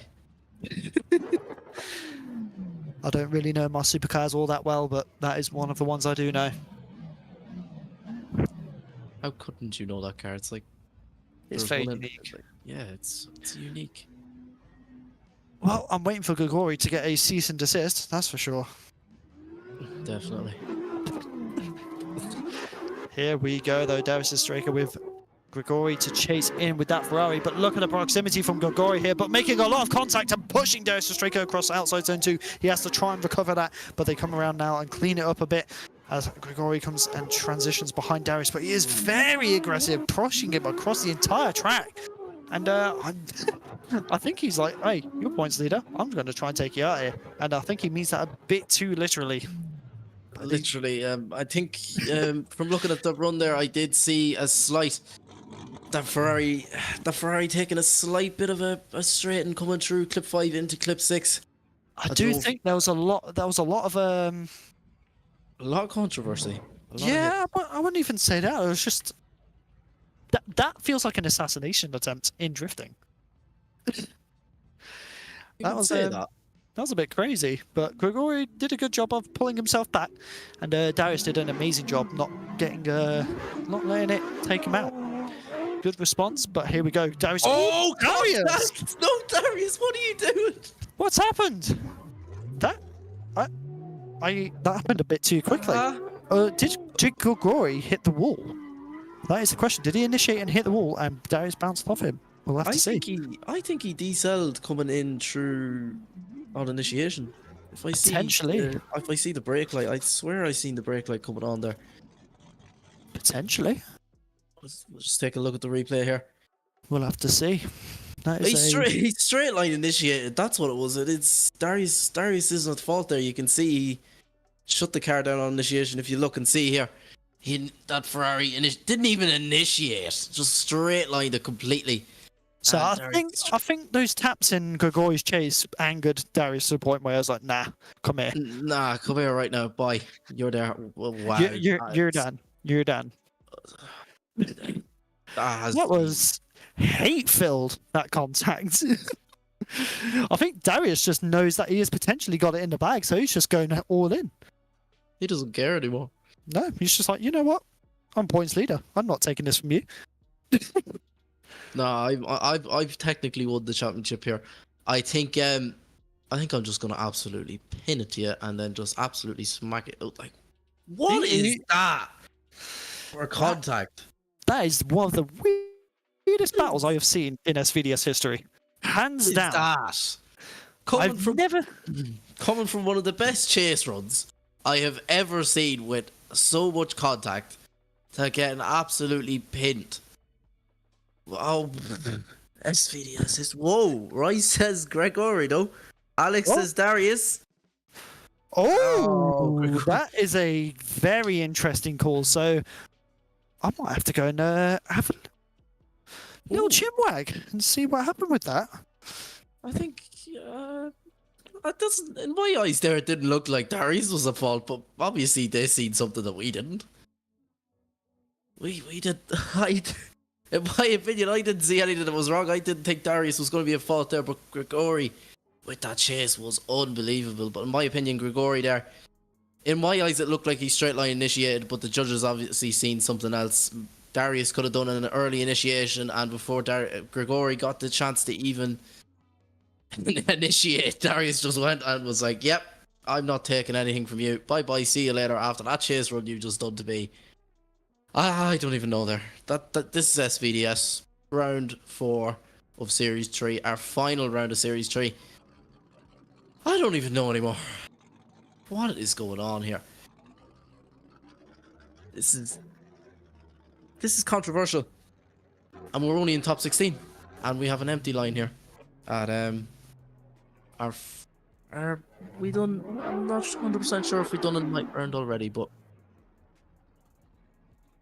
as we are just waiting for the next group to come through, Group C, we have a name that shall not be pronounced, RYZE Jamantes and Adrian Algreen. Now I can't wait to see that battle. Edward Hussa against Kieran. That's another battle I cannot wait to see. This is unbelievable stuff here. And we have, in the next group, we have Anthony Taylor and Rashandi Andrea. It just keeps getting better and better here. Please stick around for the rest of tonight as we head into our top 8. But we have still another half of a bracket to go for the top 16. We still have 4 more absolutely unbelievable battles. And I forgot to mention that we have Cameron Mustard Ketchup and Gitz Yatrevilius. I actually pronounced that right for once. I am proud of myself as the last run to round out our top 16. I wouldn't be leaving anytime soon, guys. Yes, it might be 10 to 10 actually at night here in Ireland and also in England. But I wouldn't be leaving anytime soon, guys. That's just my honest opinion. I would not be leaving anytime soon. We have some huge battles, and we have only decided the first half of our top 8 with Marcel Stadinsky against Danik Joseph and Daniel Andreev against Grigory Andreev. Or Andreev. Same. They're related. We don't know. We will find out. But as we just wait for the next group here. Wow, I am looking forward. I'll be honest with you, I'm looking forward to the days off after the season. As much as I love commentating, I do love a break, but unfortunately I don't get a break, as on the 7th of September I have to do CNDS. I do not get a break from commentary, unfortunately. I might get a couple of weeks off, but then I don't. And if you take on too many jobs, you know the hassle of it. It's not good. But so far I've done two. I wasn't here for round 1 and round 2, unfortunately, for the Scottish Virtual Drift Series, but I was here for round 3, filling in for Luke Butmer, who unfortunately had electricity problems. And Luke said he was going to commentate this one alongside. We were going to do the 3 of us, me, him, and Brandon, just to finish it off. And Luke was away at Irish Drift Championship, and Luke just texted me and goes, "Do you want me to hop on?" I said, "Yeah, buddy, come on, hop on." And he hopped on, and unfortunately, as you heard, there was lightning strikes in the background of Luke Butmer's commentary. And unfortunately, his PC has decided to go night-night. So I think he got a surge with him. That's unfortunate for Luke Butler. But yeah, we're just as we wait for the next group to come in now. Man, I am buzzing for the second half of this top 16. If we seen that in the first half, just what is going to happen in the second half? It's unbelievable stuff here. And once again, I would like to thank GT Omega for coming on board with our prizes for first, second, third, and the hard charger for the series. With first position getting £150 cash, which is So, nice. And what we have got we here? here? Oh, as we are here in the series prizes, like Brandon decides to interrupt. Oh, so we do have. Do you want to list it out, or do I mean? I mean, we could list them out first, and then we can get into it. We have for first place we have £150 cash in hand plus a GT Omega Art Simulator cockpit. I would not mind that because mine is purely made out as we're just going to have to take and cut it out quickly. But we have second place the GT Omega Pro Series Gen 2 chair plus £150. Third place of £150 cash and the hard charger of £50. Now, Brandon, what were you saying before we send the battles? So I think we are about to send a battle, but I just spoke to the judges, and it just seems that the whole thing with Darius in that battle was he's just not had the best day, and he hasn't really. Something got to him, and it just wasn't on form for him. But he's going to have a good time. He's very high in points, so. It happens. Yeah, you could tell he's not driving in his normal way, so unfortunate for him. But we have Adrian here with Arius. I can't remember how you say that. But Arius. Look at the angle there from Adrian in that S13 hatch. Doing a very clean lead as Arius does a really nice chase so far. Coming around into outside zone 6 now across that rumble strip of death, as you can see, but doing a very nice job in the chase, keeping it smooth, keeping it tight. Maybe could have had a bit more proximity, but as you can see, Adrian had a bit of hype there. And I'm pretty darn sure this is the second battle. Yeah, we ran the first half of that battle while we were going on about the prizes. But yeah, we have a decision anyways. oh, so And Harris is going through the top 8. yep. So Simple. yeah, We didn't get to see the first half of that battle, unfortunately, for us. Going over what first, second, third, and the hard charger we'll be getting. But we're sorry about that, guys. But we'll move on to show the prizes. We had to show the prizes. We had to show the prizes. The prizes are the main priority. Not really, but we have Edward Hussa in the lead and Kieran. Now, this next battle I am not looking forward to. This one's is going to be messy. this Just is in the going. sense of it's going to be pretty intense. Oh my! It's going to be messy because Kieran is fast, so is Edward. It is going to be a scary battle. Definitely. I am not looking forward to this, Brandon. Kieran Bond has been absolutely pinning it to my door in practice, so I am intrigued to see how this goes. Bondy is dialed. Oh yeah, he is ready to go. 180 Super. Other than with Tesla front ends, you don't really see much of them, but that is one clean car. It is probably one of the prettiest cars in the series. And Edward Hussle doing very well, to be fair, now for a public VDC car, but never alone talking about the cars. As Bondy is right on the door, and S15 from the off. We told you Bondy was dialed, and you are seeing it now as Edward Hussa doing what he does in that lead, just putting on a great chase, but a huge time from Bondy right on to the door of Edward Hussa. Bondy, I don't think I've seen him once off the door. Is Kieran Bondy? Oh my lord, he is pinned to the door, Edward Hussa, in that public VDC S15. That was I don't have any words. I don't have any words. Genuinely, No. that is crazy. I don't think I've never seen anything like it. And I bet you that it's going to be the same again. Who hurt him? Who hurt Bondy, man? Bondy, Honestly, is on fire. he's coming out with this round and just saying, you know what? No, I'm done with. I'm not having anything from anyone. I am going for it. and I'm putting it on the door. And my God, there are so many words I want to say and I can't say it.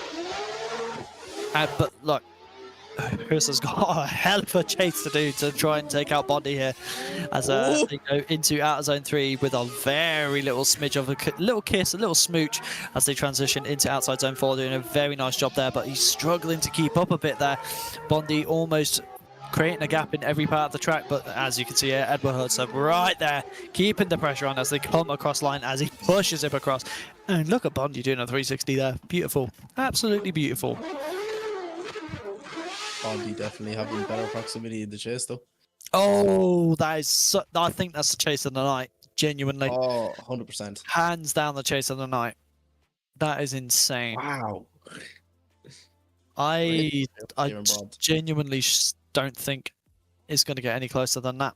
Bondi's going to be a And if they do, hard there person to beat tonight if he gets through this battle.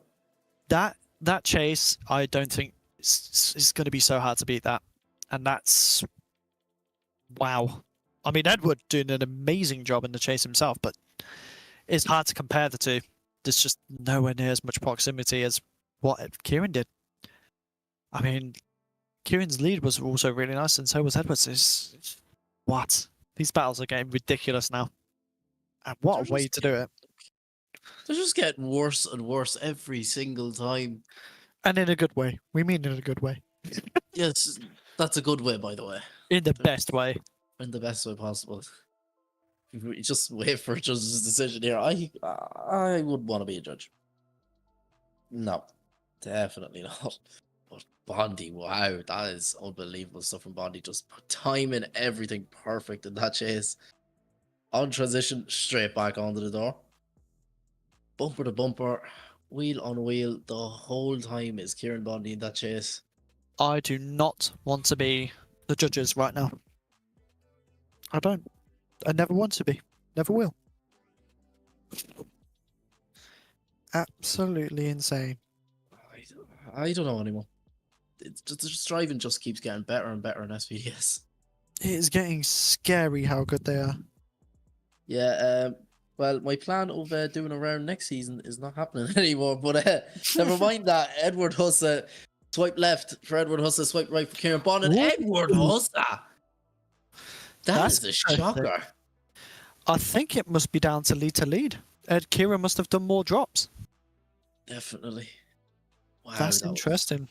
That is very, very interesting. I'm going to have to go and speak to the judges about that one.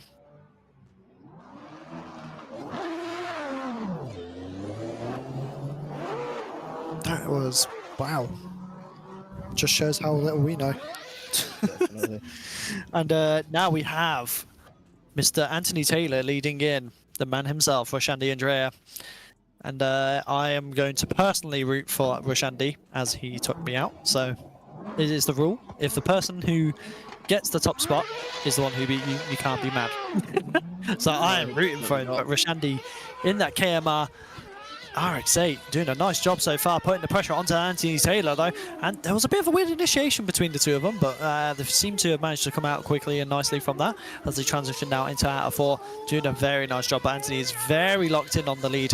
Look at the speed from this man. He is a man possessed as they come around into the last outside zone in the hairpin, doing a nice job. A little tap there from not Anthony Taylor, Roshandy. God, I don't know what, right. My brain I don't know is not why, braining. but whenever I hear Roshandy, I just can't stop thinking of Rock Shandy.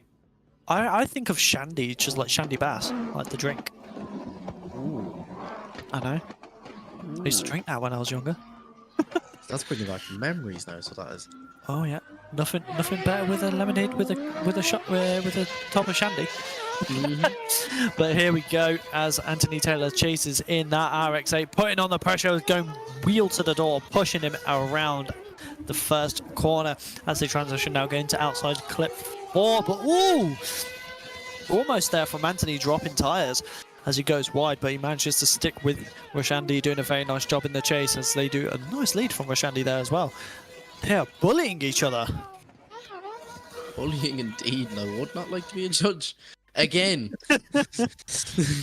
Right, we'll be honest here. We're going to keep saying it, but let's be real here. we wouldn't want to be judges. As Brandon opens a can of something. Brandon, what are you drinking? Monster, my guy. It is a Ripper flavored Monster as well. The yellow can. I want to chuck myself out a window now. Why? I want a Monster. Well, sucks to be you. I've got like 3 cans here. Could have went to the shop during top 16 break. I've got a can of Chaotic here. I've got a can of White Pineapple. I've got a can of Lewis Hamilton. And I'm currently drinking a Ripper. It's sugar rush. Oh, honestly, I'm going to have a heart attack at this point. It's getting bad. But I think I'm more likely going to have a heart attack from these battles. Because look at them. Absolutely on each other's doors. Yeah, they're not making it easy whatsoever. And this is still just the top 16. Don't want to see the top. And I've just had our head judge RYZE send me a message saying he's got 10 cans of Monster in his fridge. Don't at me. Well, you know what? It's okay. I'm 8 Red Bulls deep, and I still I'm fucking. There's another. You know what? No. Just because of that, I'm gonna go to my local Booker's and buy a bulk pack of Lewis Hamiltons, where there's at least, I think it's like 8, nearly 9. No, it's 12 boxes of 4 packs. So that's a lot of Monster. I'm not here anymore. Will it be Anthony Taylor or will it be Roshandy? So we've got one for one more time, but it's going to Anthony Taylor. Roshandy is out for the weekend, unfortunately, and I'm going to be having some very stern words with this man. As I said, I had faith in him. But unfortunately, he just did not have enough there to be Anthony Taylor. So congratulations to Anthony to getting into the Great 8. And unfortunately, Roshandy doing a good drive, just unfortunately not quite enough to get through further into the competition. Move into our last top 16 battle here. I think so. It is Mr. Cameron Mustard. Geitist versus Cameron Mustard, and this one is where this is a big one, as Cameron Mustard did lose in the top 8 in VDM, and he wants to aim higher for this one. So let's see what he does. He is.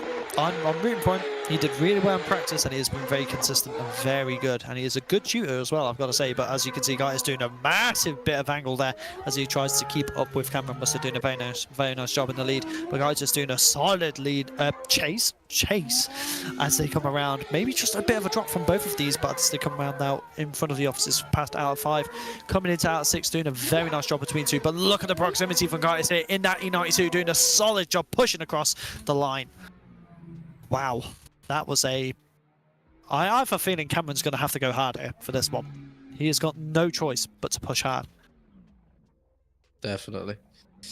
As I take a sip of my delicious Monster. All right, do you want to stop raving on about Monster? You're doing it now just to put it in my face. There's a thing in DKRTR. I'm doing a raffle kind of thing, and it's basically score predictions for drop zone in qualifying, and whoever wins gets a can of Monster. All right, I'm joining. I send them money. I send them money to buy a Monster. I'm joining this. Yeah, it's good fun. But look, Guy just maybe tapping the wall there on the initiation. Cameron must have done a good job of not getting contact with him. As they come around now into the transition, Cameron Mustard making sure he is nice and safe and not getting too deep, as he does a really nice job of getting a dive on there, pushing Gaitis around the offices as they come into outer 6, doing a very nice G, but a nice light lead as well as they come across the line. Cameron Mustard putting it all on the line.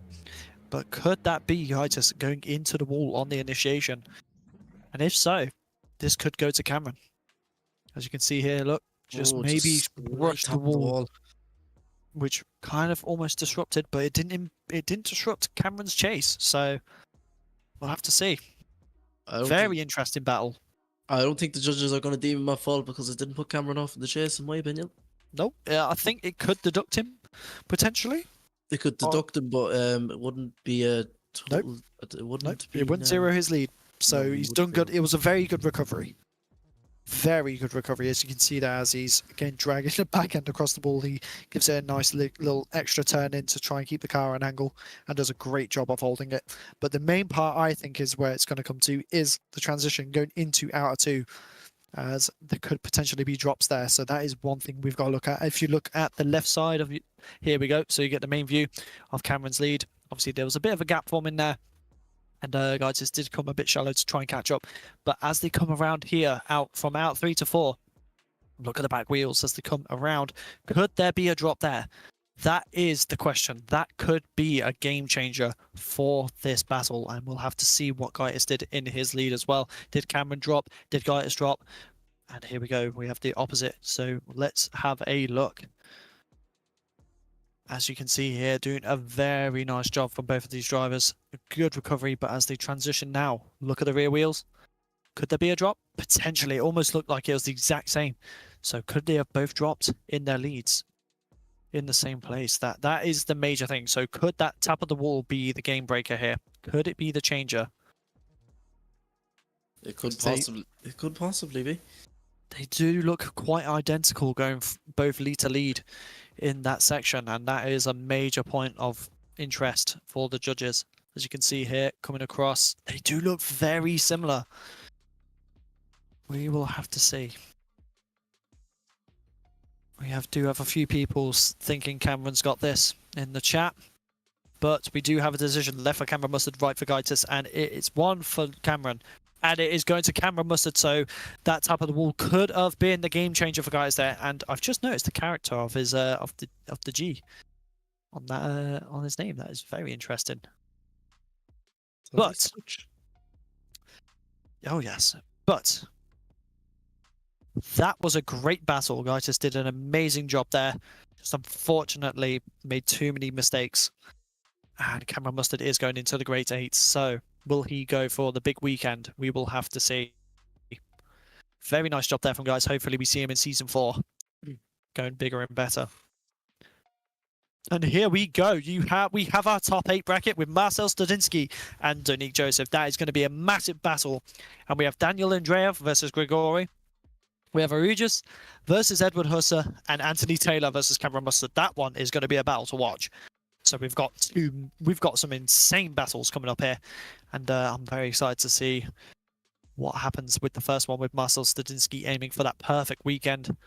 And could he be the first driver in SVDS history to get a perfect straight weekend at being top qualifier and first in the top 32? Will he win the whole event? We'll have to see. It's possible. Yeah, I mean, he'd be the first to do it, so I'm excited for him. And he has plenty of talent to do it. So here we go, as we have Marcel at the line, ready to lead in Donique Joseph. And from my experience in round 1, me and Marcel had a very good battle. And it was memorable for me. He is a very talented driver, and he does a lot in VDC as well. So it was an honor to be able to put him into one more time, essentially. But that is not the focus right now, is it, Kim? It is his chance to get a perfect weekend, and this is the time to see whether it happens or not, as we have Donique Joseph now coming out the pit lane in the darkest Batmobile-looking E36, E92. What am I on? I am so sorry. You can tell you're drinking Monster anyways. Oh god, yeah, too much ADHD. Yep. We will have to see. We do apologise for anybody who does have ADHD though for making that comment. I do though. So, you know, I've got the exception. So do I. So we both have the exception. But here we go. We have... Oh, yep. You speak. We're doing this again. So we have Marcel Stadinsky getting ready to lead in Donique Joseph there, but I think we are just waiting for the rest of the grid to be gridded, as once again our head judge RYZE is basically herding them in like sheep in the gridding section. Honestly, they are terrible. They do need a bit of herding sometimes. And our head judge RYZE has been having an absolute nightmare with them this round. Getting the big long stick out. Honestly, like he's getting the big long stick out. What? Get in there. Go on, lad. Go on. Honestly, I would love to see him as a shepherd. Like just right, you there. What? I could see him honestly, if you know what RYZE looks like, you could see him in one of those hats, in those like farmer's caps. Why with a could I stick. know? It would be hilarious. And he just popped into the voice chat for a second. I thought he was going to like have a go at me then. Would it be funny? Shepherd RYZE. Yep, that is his new title. Shepherd That is RYZE. his. Brilliant, but it looks like the judges are ready to go. The drivers are all gridded, and Donique is ready to chase Marcel Studinsky in that F22 to lead in that E92. Did I say it right? F22, E92? Yes. Yes. For once, I had to perfect. double check on myself. I was like, Am I right? Am I wrong? I don't know. We'll find out. Oh, we're back in the pits for some reason. I mean, look at that office. I mean, you can see Mr. the Winter Series owner himself. Is it? Actually, I'm not sure. Oh, no, it is the semaphore. Shepherd RYZE himself coming out with the semaphore, doing some absolutely beautiful little twirls and twists, as it is the wonkiest thing I've ever seen. I will never not love seeing that move. It is brilliant. Oh, and okay, that works. We're getting very aggressive with the semaphore today. We've got some semaphore action, we've got some thrills, we've got some spills. What a fight! What a final! We've got a moving cone. Honestly, We've got we need to do a semaphore racing series or semaphore drift series. That would be amazing. But now is the time to send these boys down the line and see how Marcel does. I'm intrigued to see what he does with this battle, as he knows he's got to push hard. Donique is not a slouch in any form. He is a very talented driver himself, so this is going to be an interesting battle. BMW versus BMW, F22 versus E92. Who is going to take the top spot and move on to the final? Well, is it top 4 after Great 8? Yes, it is. Yes, it is. Don't mind me. I We totally need know to what learn I'm how on to about. do maths. No. I 32 never divided by I- 2 is I didn't- 16. 16 divided by 2 is 8, and 8 divided by 2 is 4. I didn't. Quick maths. I didn't pass my GCSEs all right. Leave me alone. Oh, clearly. I'm a smooth brain. Leave So me he owns alone. his own business but can't do simple maths. You'd expect me to, but it is what it is. Ah, typical Brandon.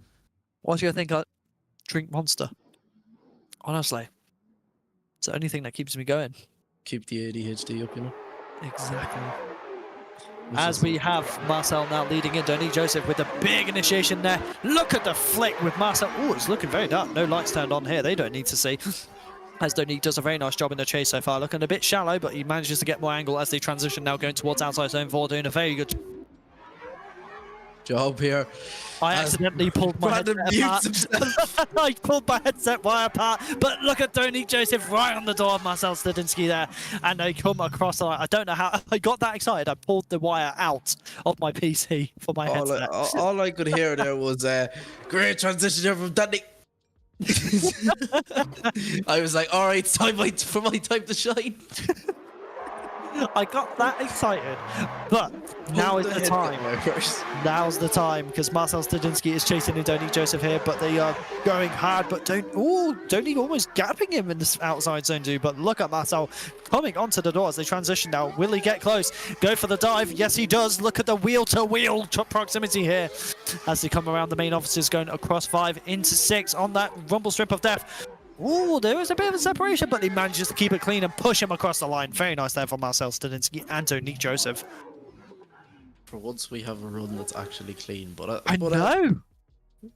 Really, but Anthony Taylor saying, "Don't." as you can make your see head there, down." coming through clip 2, they said I can't see, I'm legally blind, and comes into clip 3 in the light. It's like I see the light.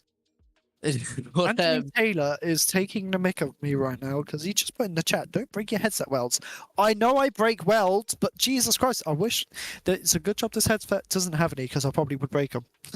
you'd somehow manage to find a way to break it anyways.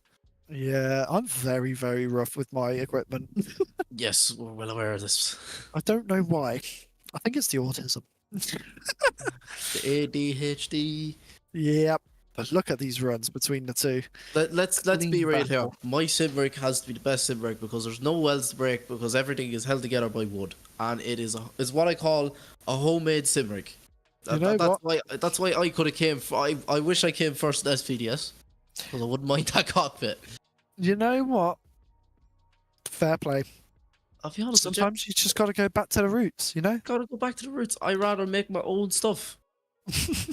But yeah, I duly do need an upgrade eventually. But like, still, for now it's okay. Well, if you want to get an upgrade, make sure to head over to GT Omega and so their products, as they have been doing a very, very nice job of making quality simulator products like cockpits and so many more things like accessories. Everything. Honestly, their stuff is amazing. So if you haven't checked them out, go check them out because they are giving away an ART cockpit for first place and a a Pro Gen 2 chair for second. That I see what you did there. I might just have to go and take a look at GT Omega. See what yeah, they've I got. think you should. I think you should. I think I Yeah, should. honestly. But also, I think you should go and check out our other sponsors, which you can see across the bottom of the screen. Kaptured Media, which is our very own Blackout, doing an amazing job there. So if you want to go and get some commissions from him, he does all sorts, from stream management to photography, you name it, he does it. He is great. So please go and check him out. And then we've got Mclellan Motorsport, Edmonstone Garage for all of your alignment needs, GT Omega, Driftland, and of course, without Driftland, we wouldn't be here competing on this track. So a massive thank you to them, and Dyce Carriers, making sure that your goods get hauled across the country. And of course, we've got yours truly, FrontSide Racing. I provide the media for SVDS alongside lovely photographer, really. And it's been an absolute pleasure to be on board as one of the sponsors of the series. But as you can see here, Marcel having a great time there with Donique. Rings, lad. Rings, lad. Rings, lad. Absolutely beautiful. I mean, you can't get better than that. What a scene. Two boys having great fun in the same car. It's crazy how dark that E92 2 is when there's no lights on. Oh, It's almost Vanta Black. Oh, here we go. And they've swapped over. This is... this I'll be honest with you, this is more fun than watching the competitions, just seeing the lads do rings. They're just there like... First gear just absolutely hot Ripping. out of us. Oh, here we go. Tandem. Oh, we can't even see there's that much smoke. Oh, but there's Here we go. Oh, there we go. That's a better There angle. you go. Go on, get Attaboys. bring it closer, wheel to wheel. Come on, you're better than this. Marcel for King of the Code 2025. Look at that, absolutely wonderful scenes, and just think, the replays are gonna, the after movie's gonna look crazy. That's the one thing I'm thinking about right now. Absolutely amazing work. I might join into the server myself and get some replays ready for the after movie, because we're straight after this. Even though it's final, we do not sleep. We are getting prep ready for season 4 and media. The after movie still has to come around, so we will be busy working on that, and it is going to be a banger. Do I tease the little idea I've got for the music? Do I? Save it as a surprise, I think. Nah, I feel like it's one of those where I feel like I need to kind of be a bit cheeky with this one. And do you know a very popular song involving the word Barbie? Oh no! Don't do it to me. But left for Marcel, right for Donique. One is going to Marcel, but it's Donique Joseph taking out Marcel Stadinsky. Unfortunately, his perfect weekend is not happening. So well done to Marcel. He did a great job. And unfortunately, our top qualifier does go out. But we are going to see Donique going into the top 4. Well done to Marcel. It was a great battle between the two, but we have Daniel Andreev and Grigori here. And by the way, that I'm not using, but when I say I'm using that song, I don't mean in the sense of for the full video. Daniel, I've got an idea for it. Brandon, I'm gonna kill you. You have that song stuck in my head. Oh, get out of it! Oh man. Oh, you are so welcome. You are so welcome. And I'm glad that I'm going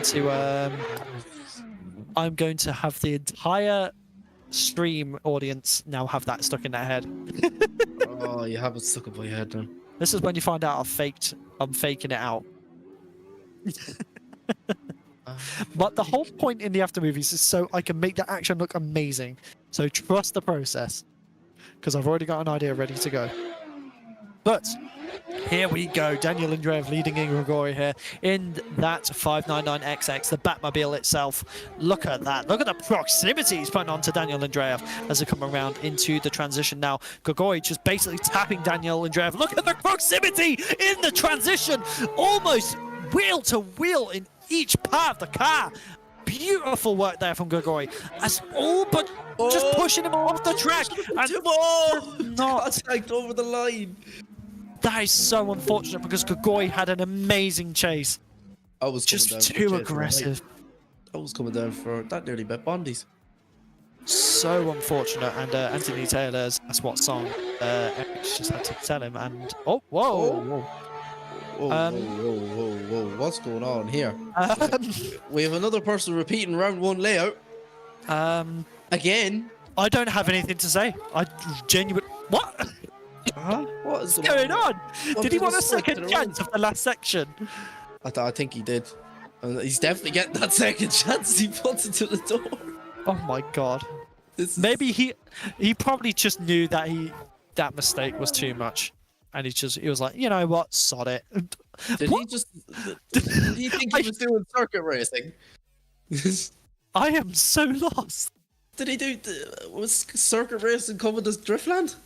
I don't know. I really don't know. I think he just wanted to attempt at that last section. Let's be real here. But yeah, circuit racing officially coming to Driftland here with Ferrari 599XXs. And I think he just wanted to attempt at that last corner there. But as you see again, he didn't even initiate. Just went straight. He was like, right, bye, see you later. And then cuts across the whole track. And pins into the door again with Daniel Andreev.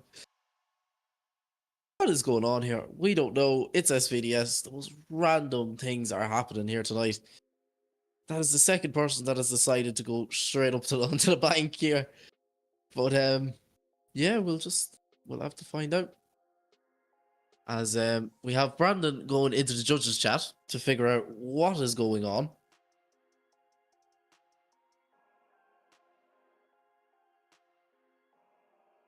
But as I reply to a text message here, I'm nearly after typing text message into that just goes to show, right? Yeah, that's fine. That's exactly what I was meant to say. That's the text message. But yeah, obviously. Right, so I haven't been in the comments in a while. Let's see what's going on. We have not even turned into, just reverted back to factory settings from Anthony Taylor. Controller disconnected. We all run wheels here at SVDS, so I surely don't think it's a controller. But Barbie Girl from Eric Lind, yeah, if Brandon plays Barbie Girl as a joint, you're still on about this. Yeah, we're in the chat. Well, Driftland, Donegal, Jim, yes, I agree, and Daniel Andreev takes it to the top 4. But yeah, back to what we were saying about Barbie Girl. If you even think about playing Barbie Girl, 120 wheel of teeth. Oh no! You don't you worry. I am cooking. Let me cook. 120 wheel of teeth. That got me. That got me so bad. So Grigori apparently decided to go for a grip race track day. Alright, so I just got face planted and then Kean put the chat by Jim. Yeah, 120 wheel of teeth, and that got me, let's be real. That was interesting. That was interesting. Well, apparently in the in-game chat they've been having fun, so there's a bit of camaraderie there. I am looking forward to the man in the chase right now, Edward. Yep, Edward Hursa versus RYZE. And our stream is struggling to even comprehend because of how weird that last battle was. There we go. RYZE versus Edward Hursa.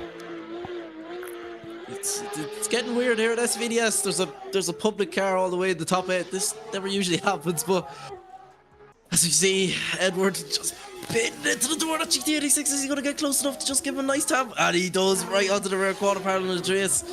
as we come into clip 4. Nobody even decels. I don't know why there's a decel zone there, but we're just trying to claw back, loses a bit of ground there, and he does right onto the door of that GT86 as we come into clip 7, right there with him wheel on the door and across the line. That Doing was well. very nice. That was very, very nice from Edward there in the chase. Just thought I'd add on, as you weren't actually in the briefing, that decel zone isn't actually a decel zone, so they're counting as what we have been calling it a caution zone. So if you are chasing, you have got to take that into account, that there could be a slowdown in that area, but it is not a decel zone. So that is why not many people have actually been decelling through there. But look at this from RYZE, doing an absolutely insane chase so far, going through the first corner as they transition now. GT86 right on that back bumper, doing a solid job as they come around into the final section of the track, doing a beautiful job. And across the line, that is, oh God, Kian, this was a textbook battle. Oh, I'm lost for words. We're getting better and better and better and better, and it's just like, yeah, we're just getting better and better. Like, it's getting annoying, to be honest, the way these like SVDS drivers, what is going on? They came out of nowhere. Round 3, there was so much controversy, and now there's just perfect battles and perfect, well, other than people deciding to go do circuit racing, but other than that, we have perfect battle after perfect battle, the whole way from top 32 to where we now are in the top 8. And I am glad that I am part of Series 4 for full time in the commentary box beside Luke Butler. And it's going to be a fun one. That's all I'll say. Here, I'm around for the whole series next year. And Brandon obviously taking a step down, as most of you have heard. And it's going to be unfortunate to not hear the combination of me and Brandon, because me and Brandon have had some fun over this last 2 rounds, but unfortunately Brandon just taking a step down, just can't handle the heat of driving on media and doing commentary. I'll be fair now, if I was doing the same, I wouldn't even be able to do that, so big ups to Brandon though. It is not the easiest thing to do. No, big ups to Brandon though. Thank you. I mean, to be fair, it's been fun. It's just I want to focus on my driving and on the media so I can bring the best performance I can, both in the car and out of the car. I wouldn't blame you, because you do have the potential. Oh, yes. I mean, a little teaser to the new car for the Season 4 is if you've ever heard, if you can figure out what this is, I mean, it's pretty obvious, but I'm going to be running what's known as the S32 for next season, and it is beautiful. It is such a nice car to drive, and I'm excited to show it off as we get some new things happening in the background with this car. There's a very specific livery that is going to be going onto it potentially, and until then there's not much more I can disclose until it happens. But who is going into the top 4? And it's RYZE, unfortunately, Edward just not having quite enough in the chase or lead, whichever one it was. Great battle, very clean, but RYZE just having a bit more there. Very tough call to make, but congratulations to Arius, and same to Edward Husser, because he did a great job this round, and he has done a great drive. So hopefully we'll see him in Season 4, bigger and better, and hopefully with a custom car. Definitely. But I'm excited I'm looking because forward to this. I'm going Anthony Taylor's with Cameron. Don't take your eyes off, unfortunately. I'm going to take my eyes off, because I'm not ready for the heat of this run. Oh, I'm excited. This could potentially be battle of the night here. We'll have to see, but it is going to be Cameron Mustard chasing in Anthony Taylor. And I did say to Cameron, I'm rooting for him, and I really am, because he is having a great time in competition at the moment. He's been doing very well, and I want to see him do well in tonight. So let's see what happens here as we wait for them to get sent down the straight. Anthony Taylor is aiming for that top spot as well. Both of these guys are extremely hungry, but we do have an E92. Is it E92? It's BMW versus Nissan, but here we go, coming across the initiation. But look at the proximity, reeling it in there from Cameron Mustard. Very clean proximity as they come around now towards the transition. A very nice run from both of these boys so far. Very clean as Cameron Mustard does a nice dive on the transition, coming around out of clip 5. But look at Cameron pushing him around the track as Anthony Taylor does a solid lead around that hairpin, and Cameron's just right there, making sure he puts on the best chase he can. And I think that's what he's done. Amazing work there from both drivers. That was a beautiful first half of the battle. And Anthony's now got to put it all on the line in that chase as we wait for the lights to go green once again in that beautiful, well, they're dawned underneath that beautiful SVDS start line that we have custom modeled for our series. But here we go across the initiation into outer 1, doing a very nice job there. Anthony Taylor reeling him in slowly as they come around into outer 3, now coming across the transition. Very clean to proximity between these two so far, but look at Anthony Taylor putting it wheel to wheel as they come across out clip 5, coming around to the rumble strip of death. Look at the proximity between these boys, absolutely stunning. Textbook masterclass of a lead and chase, and across the line they come, and that was just wow. Welcome to SVDS. If you are only joining us now and this is your first time here, this is the Scottish Virtual Drift Championship. Or should I say, I keep saying that. Why It says it right at the top of the screen. Scottish Virtual Drift Series. And welcome to the carnage of what me and Brandon have had to put up with this past 2 rounds. But yeah. Look at this, just side by side, absolutely insane driving. This is a hard one for the judges. And I know they're all going to be sat there scratching their heads. And Alex O'Hara, one of our judges, is definitely going to be an eagle eye on this, as he is very, very keen to be a very high standard judge, as he is new to judging this season. Well, not new to judging, he's our newest judge this series in season 3, and he has been doing a great job. So a big shout out to all of the staff that's been behind the scenes, making sure that this happens, like all of our judges, which includes our lovely local Team Imperium leader, Ty, as one of the judges. We've got Alex O'Hara and our head judge, Ryan, also known as RYZE. We have our stream manager, which is our lovely Blackout, also Kaptured Media. And then we also have all of the boys who are involved in all of the little spots. We have Riddy, who is our photographer. So if you've looked on our streams, not on our streams, on our social media, so you'll see some photography that has been going up from our very own Riddy, our newest member of staff, who is our in-house photographer. And he is a great lad. And he did try to compete, but unfortunately did not qualify, as he is still new to Assetto. And then we have got the commentary team, which is Luke Butmer, Kian, and myself. A big thank you and a big shout out to everyone who is involved to make this happen. And it is going 1 to Cameron Mustard, 1 for one more time. And it is going to Cameron Mustard. He is going into the top 4, and he is going to be buzzing. A great job there from Anthony Taylor, doing a crazy, crazy job. But just unfortunately, there wasn't quite enough this time to bend it over to him. Amazing work between these two. And we will see Cameron Mustard into the top 4, which I do believe is coming up now. We are going into the final section of this competition. As we now, I'm going to do a quick little check in the server to see what is going on. A bit's probably going on. He's getting the sheep out again. Is Ryan probably? I think we're getting our drivers grouped and gridded correctly. I can currently see Daniel and Trey have just doing donuts around one of our judges' chairs. Yep. And we have just had the server reset, so we are going to be getting our drivers all gridded and getting ready, and we will be into the top 4 very shortly. As we want to do a quick, there you go. So it's going to be Daniel Andrea versus Donnie Joseph. What a battle that is going to be. And then we have Regis versus Cameron Mustard. This is going to be a fight that they have never experienced in their life, and I'm very excited for this. But as you can see here, it is going to be crazy, and a massive thank you to all of the sponsors, all of the drivers, and everyone who is watching, all of the viewers, all of you who come to watch this series. Without you, we are nothing. We wouldn't be here, and we do it all for you. And as you can see, there's a previous iteration of the track during season 2.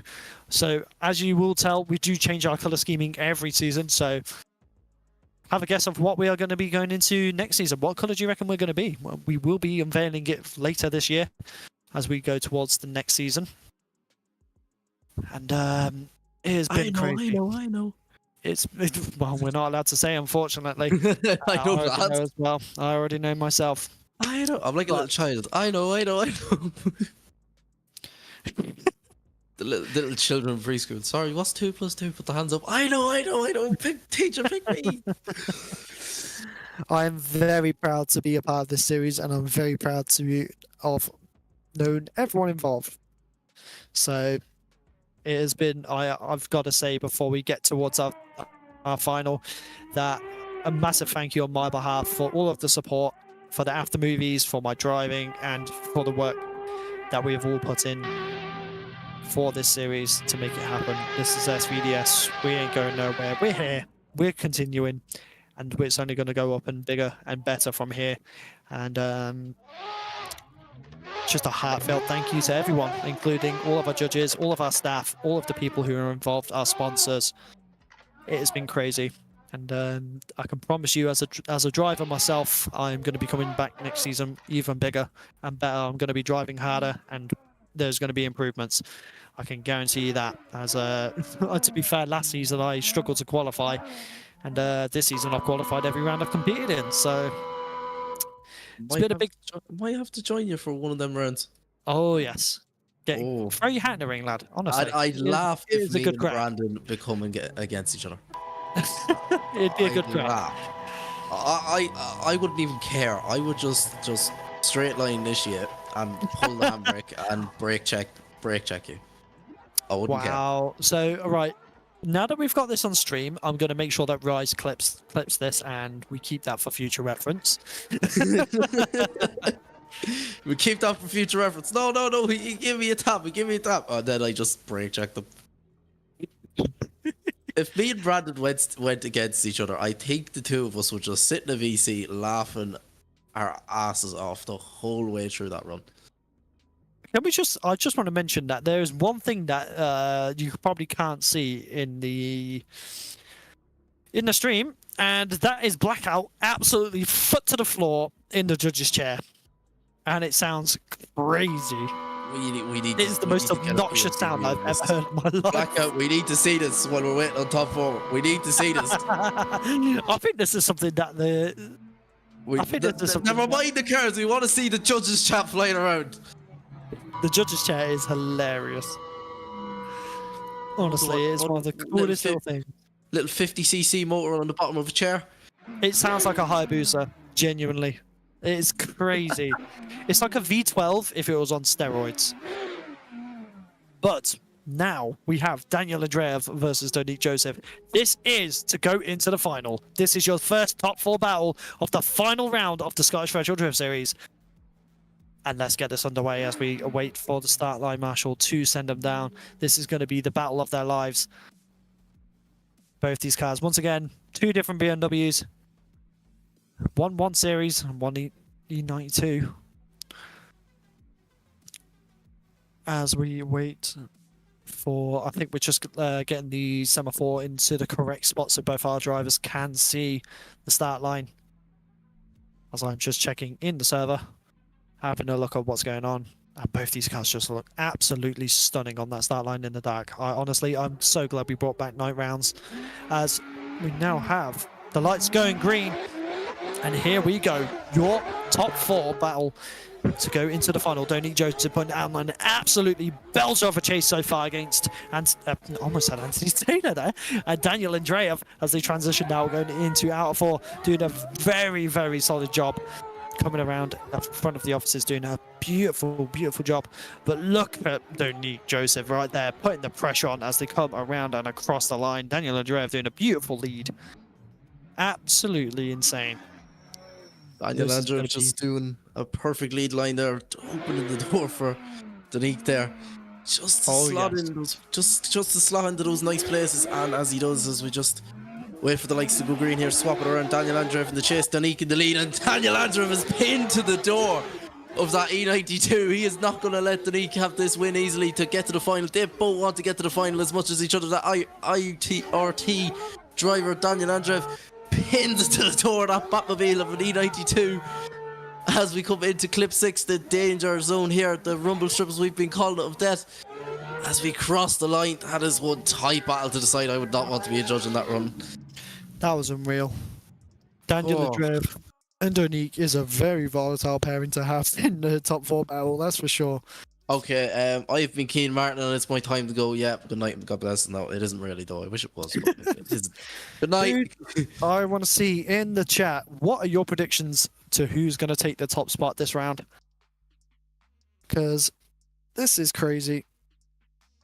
I want to see. Does anybody want to see Keenan around next season? I think so. I do think so. Does I think we should have a full. I was saying to this to our head judge that we should have an an SVDS staff bracket purely for fun and I would streamed. come dead last. It would be so fun. And plus, our head judge RYZE has always been talking waffle to me that he would beat me in a battle. So I want him to put his money where his mouth is. Come at me, bro. I think we should put them into a random name generator, and whoever goes against each other goes against each other, and it'd be so much fun. How many do we actually have staff? We have We have a decent amount. We must have 16. We're not far off, that's We're for not sure. far off 16. Give me a buy run, please. Thanks. I mean, so far we have, if I count it on here, 1, 2, 3, 4, 5, 6, 7, 8, 9, 10, 11, 12. Technically, all online from what I can see on here. If that was everyone, I'm going to guess there'd be about 13, maybe 14. We could do. We could definitely make a top 8. Oh, definitely. 100%. Hands down, that'd be hilarious. That'd be good fun, that. That'd be a good crack. Yeah, I'll commentate. Thanks. I'll say my set skills aren't as good as my Carriers ones. And what RYZE has just mentioned in the driver's chat on Discord that he's only just noticed that there's a windmill in the distance. And yes, that's how accurate our Driftland is. It has the windmill in the distance. And the power lines as well. You wouldn't think so. The little details count. Eric Lynn says he can join us for the staff. Well, we were debating if we did do that to have a couple of battles with get a couple of main series drivers involved as well. So be staff versus drivers. Yeah, it's just who's done the worst in SVDS this year? We'll just stick them in. For me, thanks. No offense to whoever that is, but people that haven't turned up. Oh, what? So you're going to send Connor Falvey? You know what? Yeah. Yeah. Well, I'm buying. I'm just gonna go. Yeah, I'm not even gonna leave the line. I'll just stay where I am. I'll just go straight and like it's just like, go off. that's basically like Dave Egan setting off his pitbull against you. Bye. See you later. I'm not here. Cupcake. That is who Connor Falvey is in that team. He is the pitbull called Cupcake that gets unleashed off the metal chain. It's like, sick 'em! Let's be real here, though. Oh, Eric Lindqvist coming out with some absolute roasts right now because you mentioned about having the worst driver for you. Eric said, give me RYZE if that is the case. RYZE, are you going to take that? Are you going to take that? I mean, I kind of said the same thing. I initiated a challenge. We need RYZE in here to give a bit of stick. He can't be taking that now. Can't be taking that. I know, he's got to defend himself. I can't defend him because he said he'll do better than me, so I've got to challenge him as well. I can't stick up for him. We should just do what did they do with LZ World Tour? What did they call them? I'm not too sure. I don't really watch when you can. Well, to be honest, who really does? But like, no offense to the LZ World Tour. Fantasy battles. There we go. Thanks, Blackout. The fantasy battles. I would challenge the cone. Oh, we have a decision. Is it Daniel Andreev against or Donique Joseph? And it is going to Donique Joseph to go into the final. Wow. So Daniel Andreev will be going for the battle of third. Oh, I'm sitting. Oh, RYZE is coming back with more. He's just sent me a message. Eric, he's coming back with fire against you. He said it wouldn't even be a battle against Eric. Remember, if you're 10 car lengths behind, it's not a battle. This is fighting talk between driver and head judge. We have to have this. We have to see this now, a battle between these two. It's official. Put your money where your mouth is. It's official. We're all getting drunk and doing drifting. I want to see these two go head to head. Just come on, prove yourselves. There's going to be one person taking it seriously. That's going to be you. The rest of us are just going to be having fun. And then there's Brandon. It's another chance to win a comp. Let's go. It's my only chance. We have Donique Joseph going into the finals and Daniel Andreev with a chance at third. But now, here we go. I'm not here. Versus I'm not Cameron here. Mustard. I'm not here. I'm closing my eyes. Two UK boys together. One Norfolk Arena local and one Scottish lad. Who is going to go into the final? I don't want to see this. Don't you worry, I'll watch it for you. Yeah, just I'm closing my eyes. Just tell me who wins and who doesn't. I don't care about the rest. I don't want to see this. Here we go. Eric Lindevis also saying, "Let's go, RYZE." So the challenge has been set. Who will rise to the occasion? Oh, that If was RYZE smooth. doesn't rise to it, then he's proving that he's chicken. He's proving that he shouldn't be. His name should be Rise and it should be Downfall. Brilliant. Oh, there's a lot. See, this I'm still. I'm gonna get a huge message now saying, "Sorry, Keane. Unfortunately, we can't have you as an SVDS member anymore." Sorry, we're going in a different direction. And it's the one where you're not here. Oh, It's nothing personal, of course, right? yeah, he gave me that stick that one time. I'm not taking it anymore. But here we go, Regis versus Cameron Mustard. Cameron Mustard changing in that GT86 with a bit of a separation, but he does a nice slow reel in like he's fishing. He is fishing for that door as he comes around into the transition now. Being a bit hesitant, but he comes around into out of 4, doing a very nice job. Look at this, going through out of 5. Look at the proximity from Cameron Mustard as he sticks it to the door of Regis there as they come around the hairpin and pushing him across the line. What a first half of the battle. What did Regis do? Through clip 1 and clip 2, Cameron Russell was fishing for the dinner there, so he was. Oh, yes. But we're gonna switch it around now. I don't want to see this. I think so. We've just had Eric in the chat say he could boot up his rig after this, and we could do a special bonus battle. So, RYZE, you've been issued a challenge. Will you beat one of the drivers? Oh, Will you be down to beat one of the drivers as a might be. special addition to the last bit of SVDS? I don't know. It's not my problem. But Cameron Mustard is now leading in Regis. And look at the proximity from Regis there from the start. Absolutely on his door. Putting the pressure on Cameron Mustard there as they come around into outside zones 3, doing a very nice job now coming across to the transition.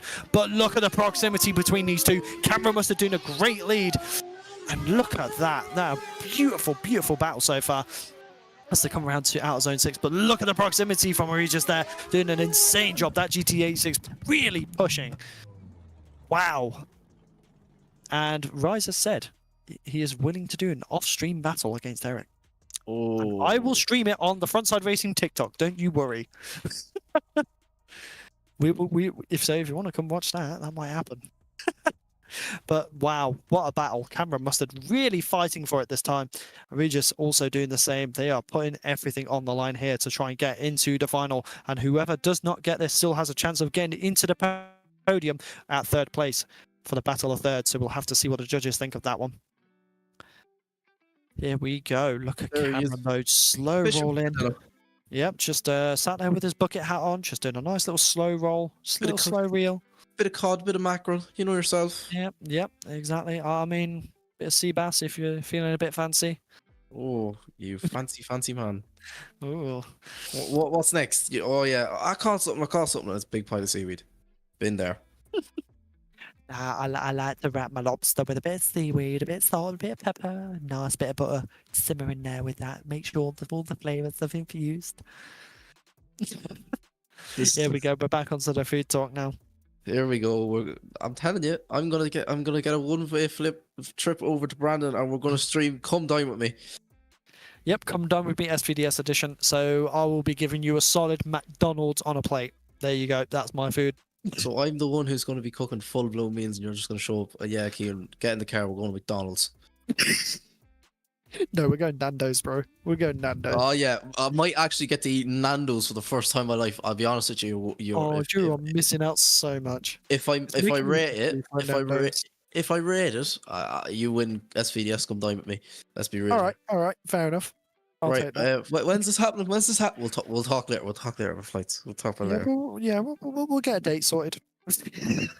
What do you think your woman's gonna think though? You bringing me to Nando's and not her? I Huh? don't. To be fair, probably that's not. Yeah, if I took you to Nando's and not her, I think that would be the end of my life. It's okay. She can third wheel us. It's okay. Why, Brandon? We have a Brilliant. decision anyways. Is it Left Arias Arias. Montez or Cameron Bust? Oh, but Arias just doing way better in the chase. Unfortunately, Cameron Mustard does finish his dream to get to the top spot, but he still has a chance to get third place in the battle for third against Daniel Andreev. So that is going to be a battle to watch as we So- now have battle for third. Third and fourth place playoff here. Yep. But Battle for third. yeah, I think we just got a bit too carried away with Nando's and third wheel in there. But yeah, No. We can keep talking about Nando's if you want. I do not mind. It's just making me want to go and grab more. what about the third wheel? Huh? You're leaving that out now, are you? Hey. let me bring my steering wheel, and then we've got a fourth wheel. Ooh, That was Let a me- terrible joke. I'm so sorry. That was terrible. That was. I'll bring the quick release steering wheel without fifth wheel. That's like me saying that. And you're like, Yeah, but mine's quick release too. ooh, mine's Yeah. mine's coming out of the race car though. Is the different thing. So is mine. Ooh, My Wait, absolute peak performance rust bucket of an MX-5. Come on. right. That is peak performance. We're getting a bit too carried away here. But now we have third battle for third. Daniel Andreev and Cameron Mustard. Here we go. This is going to be an interesting battle as they both compete both in VDM, VDC, and SVDS. So these boys have probably battled each other countless times in many different series. And I'm very excited to see what happens. But here we go. Daniel Andreev leading in Cameron Mustard as Cameron Mustard comes in. Not very close compared to what he could be. But here we go. He puts the pressure on a lot earlier onto Daniel Andreev's door here as they come around now. They're keeping it very clean as they transition across the track. Look at the proximity from Cameron Mustard here, almost wheel to wheel, but touching both front and rear together as they come around now into outer six. Dude, look at the proximity from Cameron Mustard going across the line, pushing him around. Beautiful chasing there from Cameron, but Daniel doing an absolute textbook lead. And I think Cameron was a bit too shot there from what I just did. He's Not too huh? What's going on here? Yeah, I'm not too sure. Oh, both the drivers a bit, maybe, I think they both put something in chat potentially, so I'm not too sure. So here we go as they line back up. Cameron Mustard now leading in Daniel Andreev. So we have IRT versus AOM. Here we go as the lights go green. Cameron Mustard now leading in that BMW 1M as they come across outer one, doing a very nice job. But look at Daniel Andreev right on the door, wheel to wheel as they come around. 2 out of 3, doing a very nice job so far, keeping it nice and clean as they transition now. Could be a bit closer there, but look at the proximity that Daniel Andreev is doing to Cameron Mustard in the lead. Beautiful work from both of these drivers as they come around to the rumble strip of death. And look at the proximity from Daniel Andreev making a little tap there as they come across the line. Absolute textbook masterclass of a drive from both of these drivers as they come around into the donut and fail. What a Well, great they wouldn't make it in Donegal anyways, that's for sure. Oh, I can't tell the difference. Oh, we have 2. Oh, we're bringing it back. We're bringing it back. We're bringing it back. What And not, a run. I can't tell the difference over on boat runs. That was insane. Insane indeed. Mind you, remember, when the judges make a call, we will not be announcing it now. It will be announced at the end. So we're just going to wait for our judges to get a call, get their results together, and then we'll be moving into the final. So we're just going to let them deliberate, do their job, and then we'll be straight back into the action where it all goes on the line for the round. as we're Black Owl doing some lovely camera work here. A bit of cinematics, as you would say, of these two, as I can hear him in the pits, in the judges' chair, absolutely slamming on the throttle. Beautiful work. I'm going to guess that's what happens when he presses forward on the keys. Yeah, I think he's got mouse and keyboard settings on for his car. So it must be when he's pressing forward, it's just purely throttle. But I do believe we do have a decision, because I can see our head judge heading into the driver's voice chat, and it does look like we do. So we are going to be moving on to our battle for thirst. Well, speaking of thirst, I'm going to have a nice sip on my trusty monster. And he's putting it in my face again. Here we go. This is mind you, Regis is a man that said he's not confident in the sim. He said he's better in the real life than he is in the sim, but he is proving today that he is worthy of being a high-end sim driver. As we have Donique Joseph in that E92, ready to chase him in. It is Batman versus Robin, essentially. Look at the colours too. I mean, the one's not red, but still. It is crazy. Yeah, well, may as well be it's Batman and Catwoman then. I don't know. But we have GT86 versus E92, and we are just waiting for these to get sent down the straight. This must be a nerve-wracking moment for both of these drivers, as they have to put everything on the line. And it is going to be crazy, as we have Jim in the chat saying that Rory, who is track manager, track manager at Driftland, he's going to tell off Daniel Andrea for drifting up into the pits, as that is a big no-no in real life. And here we go. The lights are turning green as we send them through down the straight. This is your final of the Scottish Virtual Drift Series. Regis versus Donique Joseph. But look at the proximity from Donique Joseph here as they come around to outside zones 3. Doing a very nice job so far. Good proximity as they transition now into out 4. Doing a beautiful job. Regis doing a very nice lead, but Donique is right there on the door, almost wheel to wheel as they come around out of 6, doing a solid job around the hairpin. Kind of falling back a bit, but look at that proximity as they come across the... Wow, what a first half. I had a bit of a weird throat there. Throughout that, I was starting to feel my voice going. Bit of a stall up there, Brandon. It's okay. Yeah, a bit, but... Get out the car, easy start. We flip them around now, and this is your final run of the Scottish Virtual Drift Series Season 3. Here we go as Donique Joseph leads in Regis here, and look at keeping it nice and tidy as they come around out of 2, doing a very nice job coming around to out of 3 now as they come across the track for the transition. Regis goes for a nice early snap as they come around, but look at the proximity between these two. They are just toe in toe throughout the entire thing, but as they come around into out 6, but look at the proximity, keeping it nice and clean. This is probably one of the cleanest battles we've seen all day, and they come across the line. What a final. What a final. Great way to end the series anyways, that's for sure, Brandon. Oh yes, and what a way for me to write my throat off for the final round of victory for the series for me. You found the kind of easy start. Oh wow, it has been absolutely insane. It has been an absolute pleasure this season. And wow, the battles this round. Who is going to take the top spot of the final round of the Scottish Virtual Drift Series? And we will be announcing the series winners as well. So don't stay tuned, because we may be just announcing, we are announcing the winners for the round, but we are also, this is where we announce the winners of the prize pool. If we can get that up briefly, potentially. So remember, we are going to be announcing the winners of these amazing prizes, which is first place that gets £150 cash and a GT Omega ART simulator cockpit, and lovely touch there from our stream manager putting the doing the rings in the background. And second place gets £150 cash also, and a GT Omega Pro Series Gen 2 chair, the most comfortable chair you can get.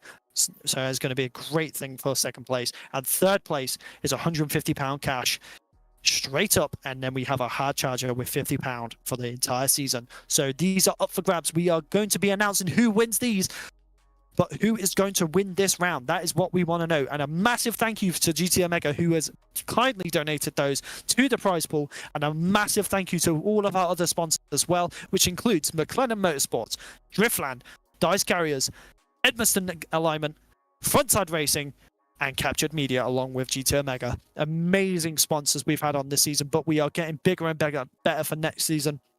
And what a season it's been. And I personally have to thank everyone involved, which includes the viewers, for being there along the ride. And it has been an absolute honour of being the voice of the Scottish Retro Drift Series this season. And I cannot wait to see what happens next season with the competition getting higher and higher, the driving getting bigger, the better, and including the media. We have been popping off with the after movies recently, and it's only going to get better from there. So we are just waiting on our judges' call, and we are going to get every single driver to come up, and we are going to get ready to announce.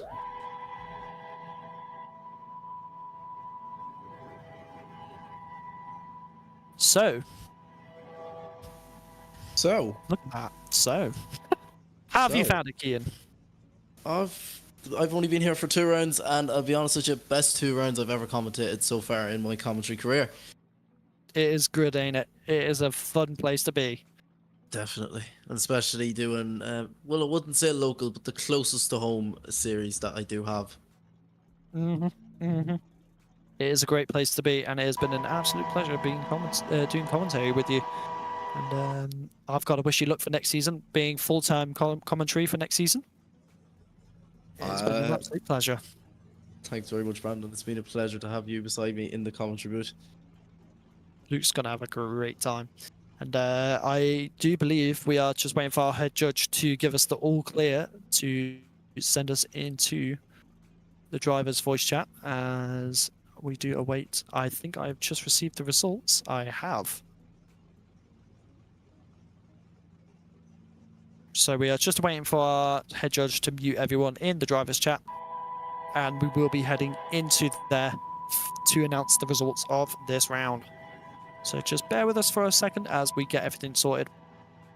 And I just need our stream manager, Blackout, to send me the series results as well, so we can get that ready and good to go. As we now have, I can see in the voice channel that all of the drivers and everyone are getting muted, ready to be gridded onto the track. Do you know what? This is perfect timing, because I'm after seeing Thunder outside my house. So no. we may get this done quick, so my PC doesn't do a Luke. So everyone inside of the chat is almost ready. I'm just waiting for the go-ahead for us to head over. So the crisp of the thunder outside, if only you could hear that. So I think we are ready to move down. So we will see you in there shortly. So if we head into the group voice chat, and we will.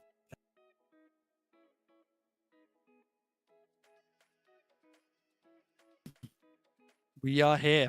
It is the final of the Scottish Virtual Drift Series, Season 3.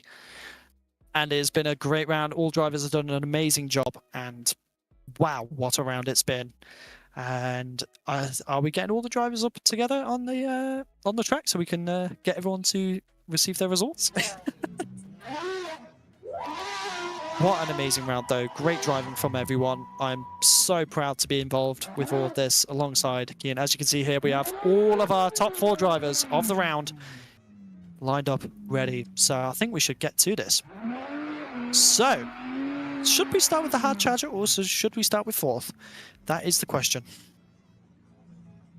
RYZE, what do you think? What should we do first, hard charger or 4th? Right, okay, so hard charger. So, hard charger of round 4 of the Scottish Virtual Drift Series Season 3 is going to Edward Husa. Doing a great job there, doing an excellent drive. But now it comes down to the main part. I'm going to do it in the sense of we'll do 3rd place. So 3rd place is going to Cameron Mustard. So he is getting a podium in his final round of the Scottish Retro Drift Series with Daniel Andreev. Unfortunately, just not having quite enough to get into 3rd place, but he does get 4th, which is a great result, and he is high in points. An amazing job there between those two. Great battle. But now, it is first place. Who got the top spot at the final round of SVDS Season 3? And it goes to RYZE doing an insane drive. Donique Joseph getting second place. He proved that he could come into the sim and do an amazing job. Congratulations to every single one of these drivers for doing an amazing job. So there is your result for round 4. Regis Romantis taking first place. Donique Joseph getting second. Cameron Mustard getting third. And Daniel Andreev getting fourth, with Edward Husa getting the hard charger. So now is the main part, the main event. Who took the top spot of Season 3? What a season. I'm just waiting on the results to come to me from our main meeting stream manager himself, Blackout. And we will get these, we will announce this very shortly, but an amazing job from all of these drivers who have competed and put everything on the line. And there we go. As you can see, that is the series results. Darius Straker taking the top spot, winning Season 3 of the Scottish Virtual Drift Series with 270 points.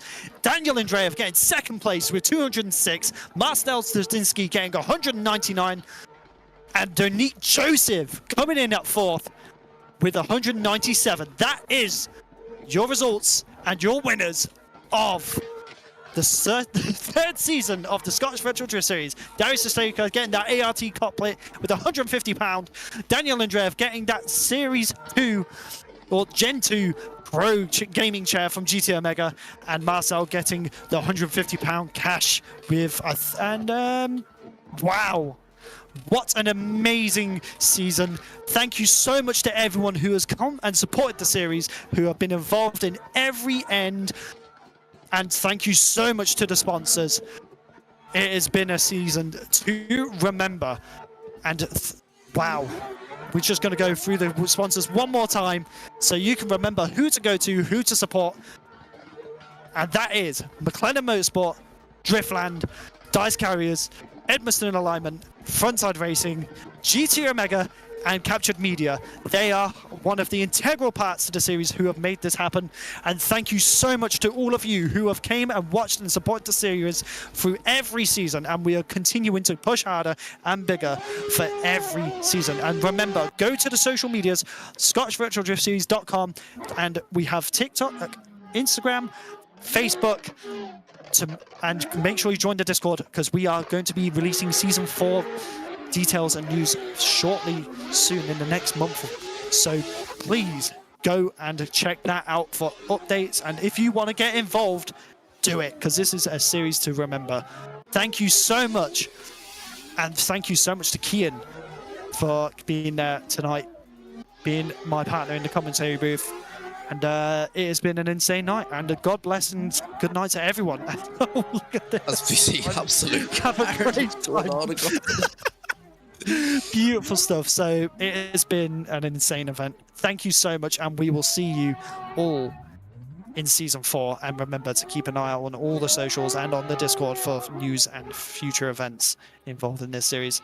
Thank you so much, and good night.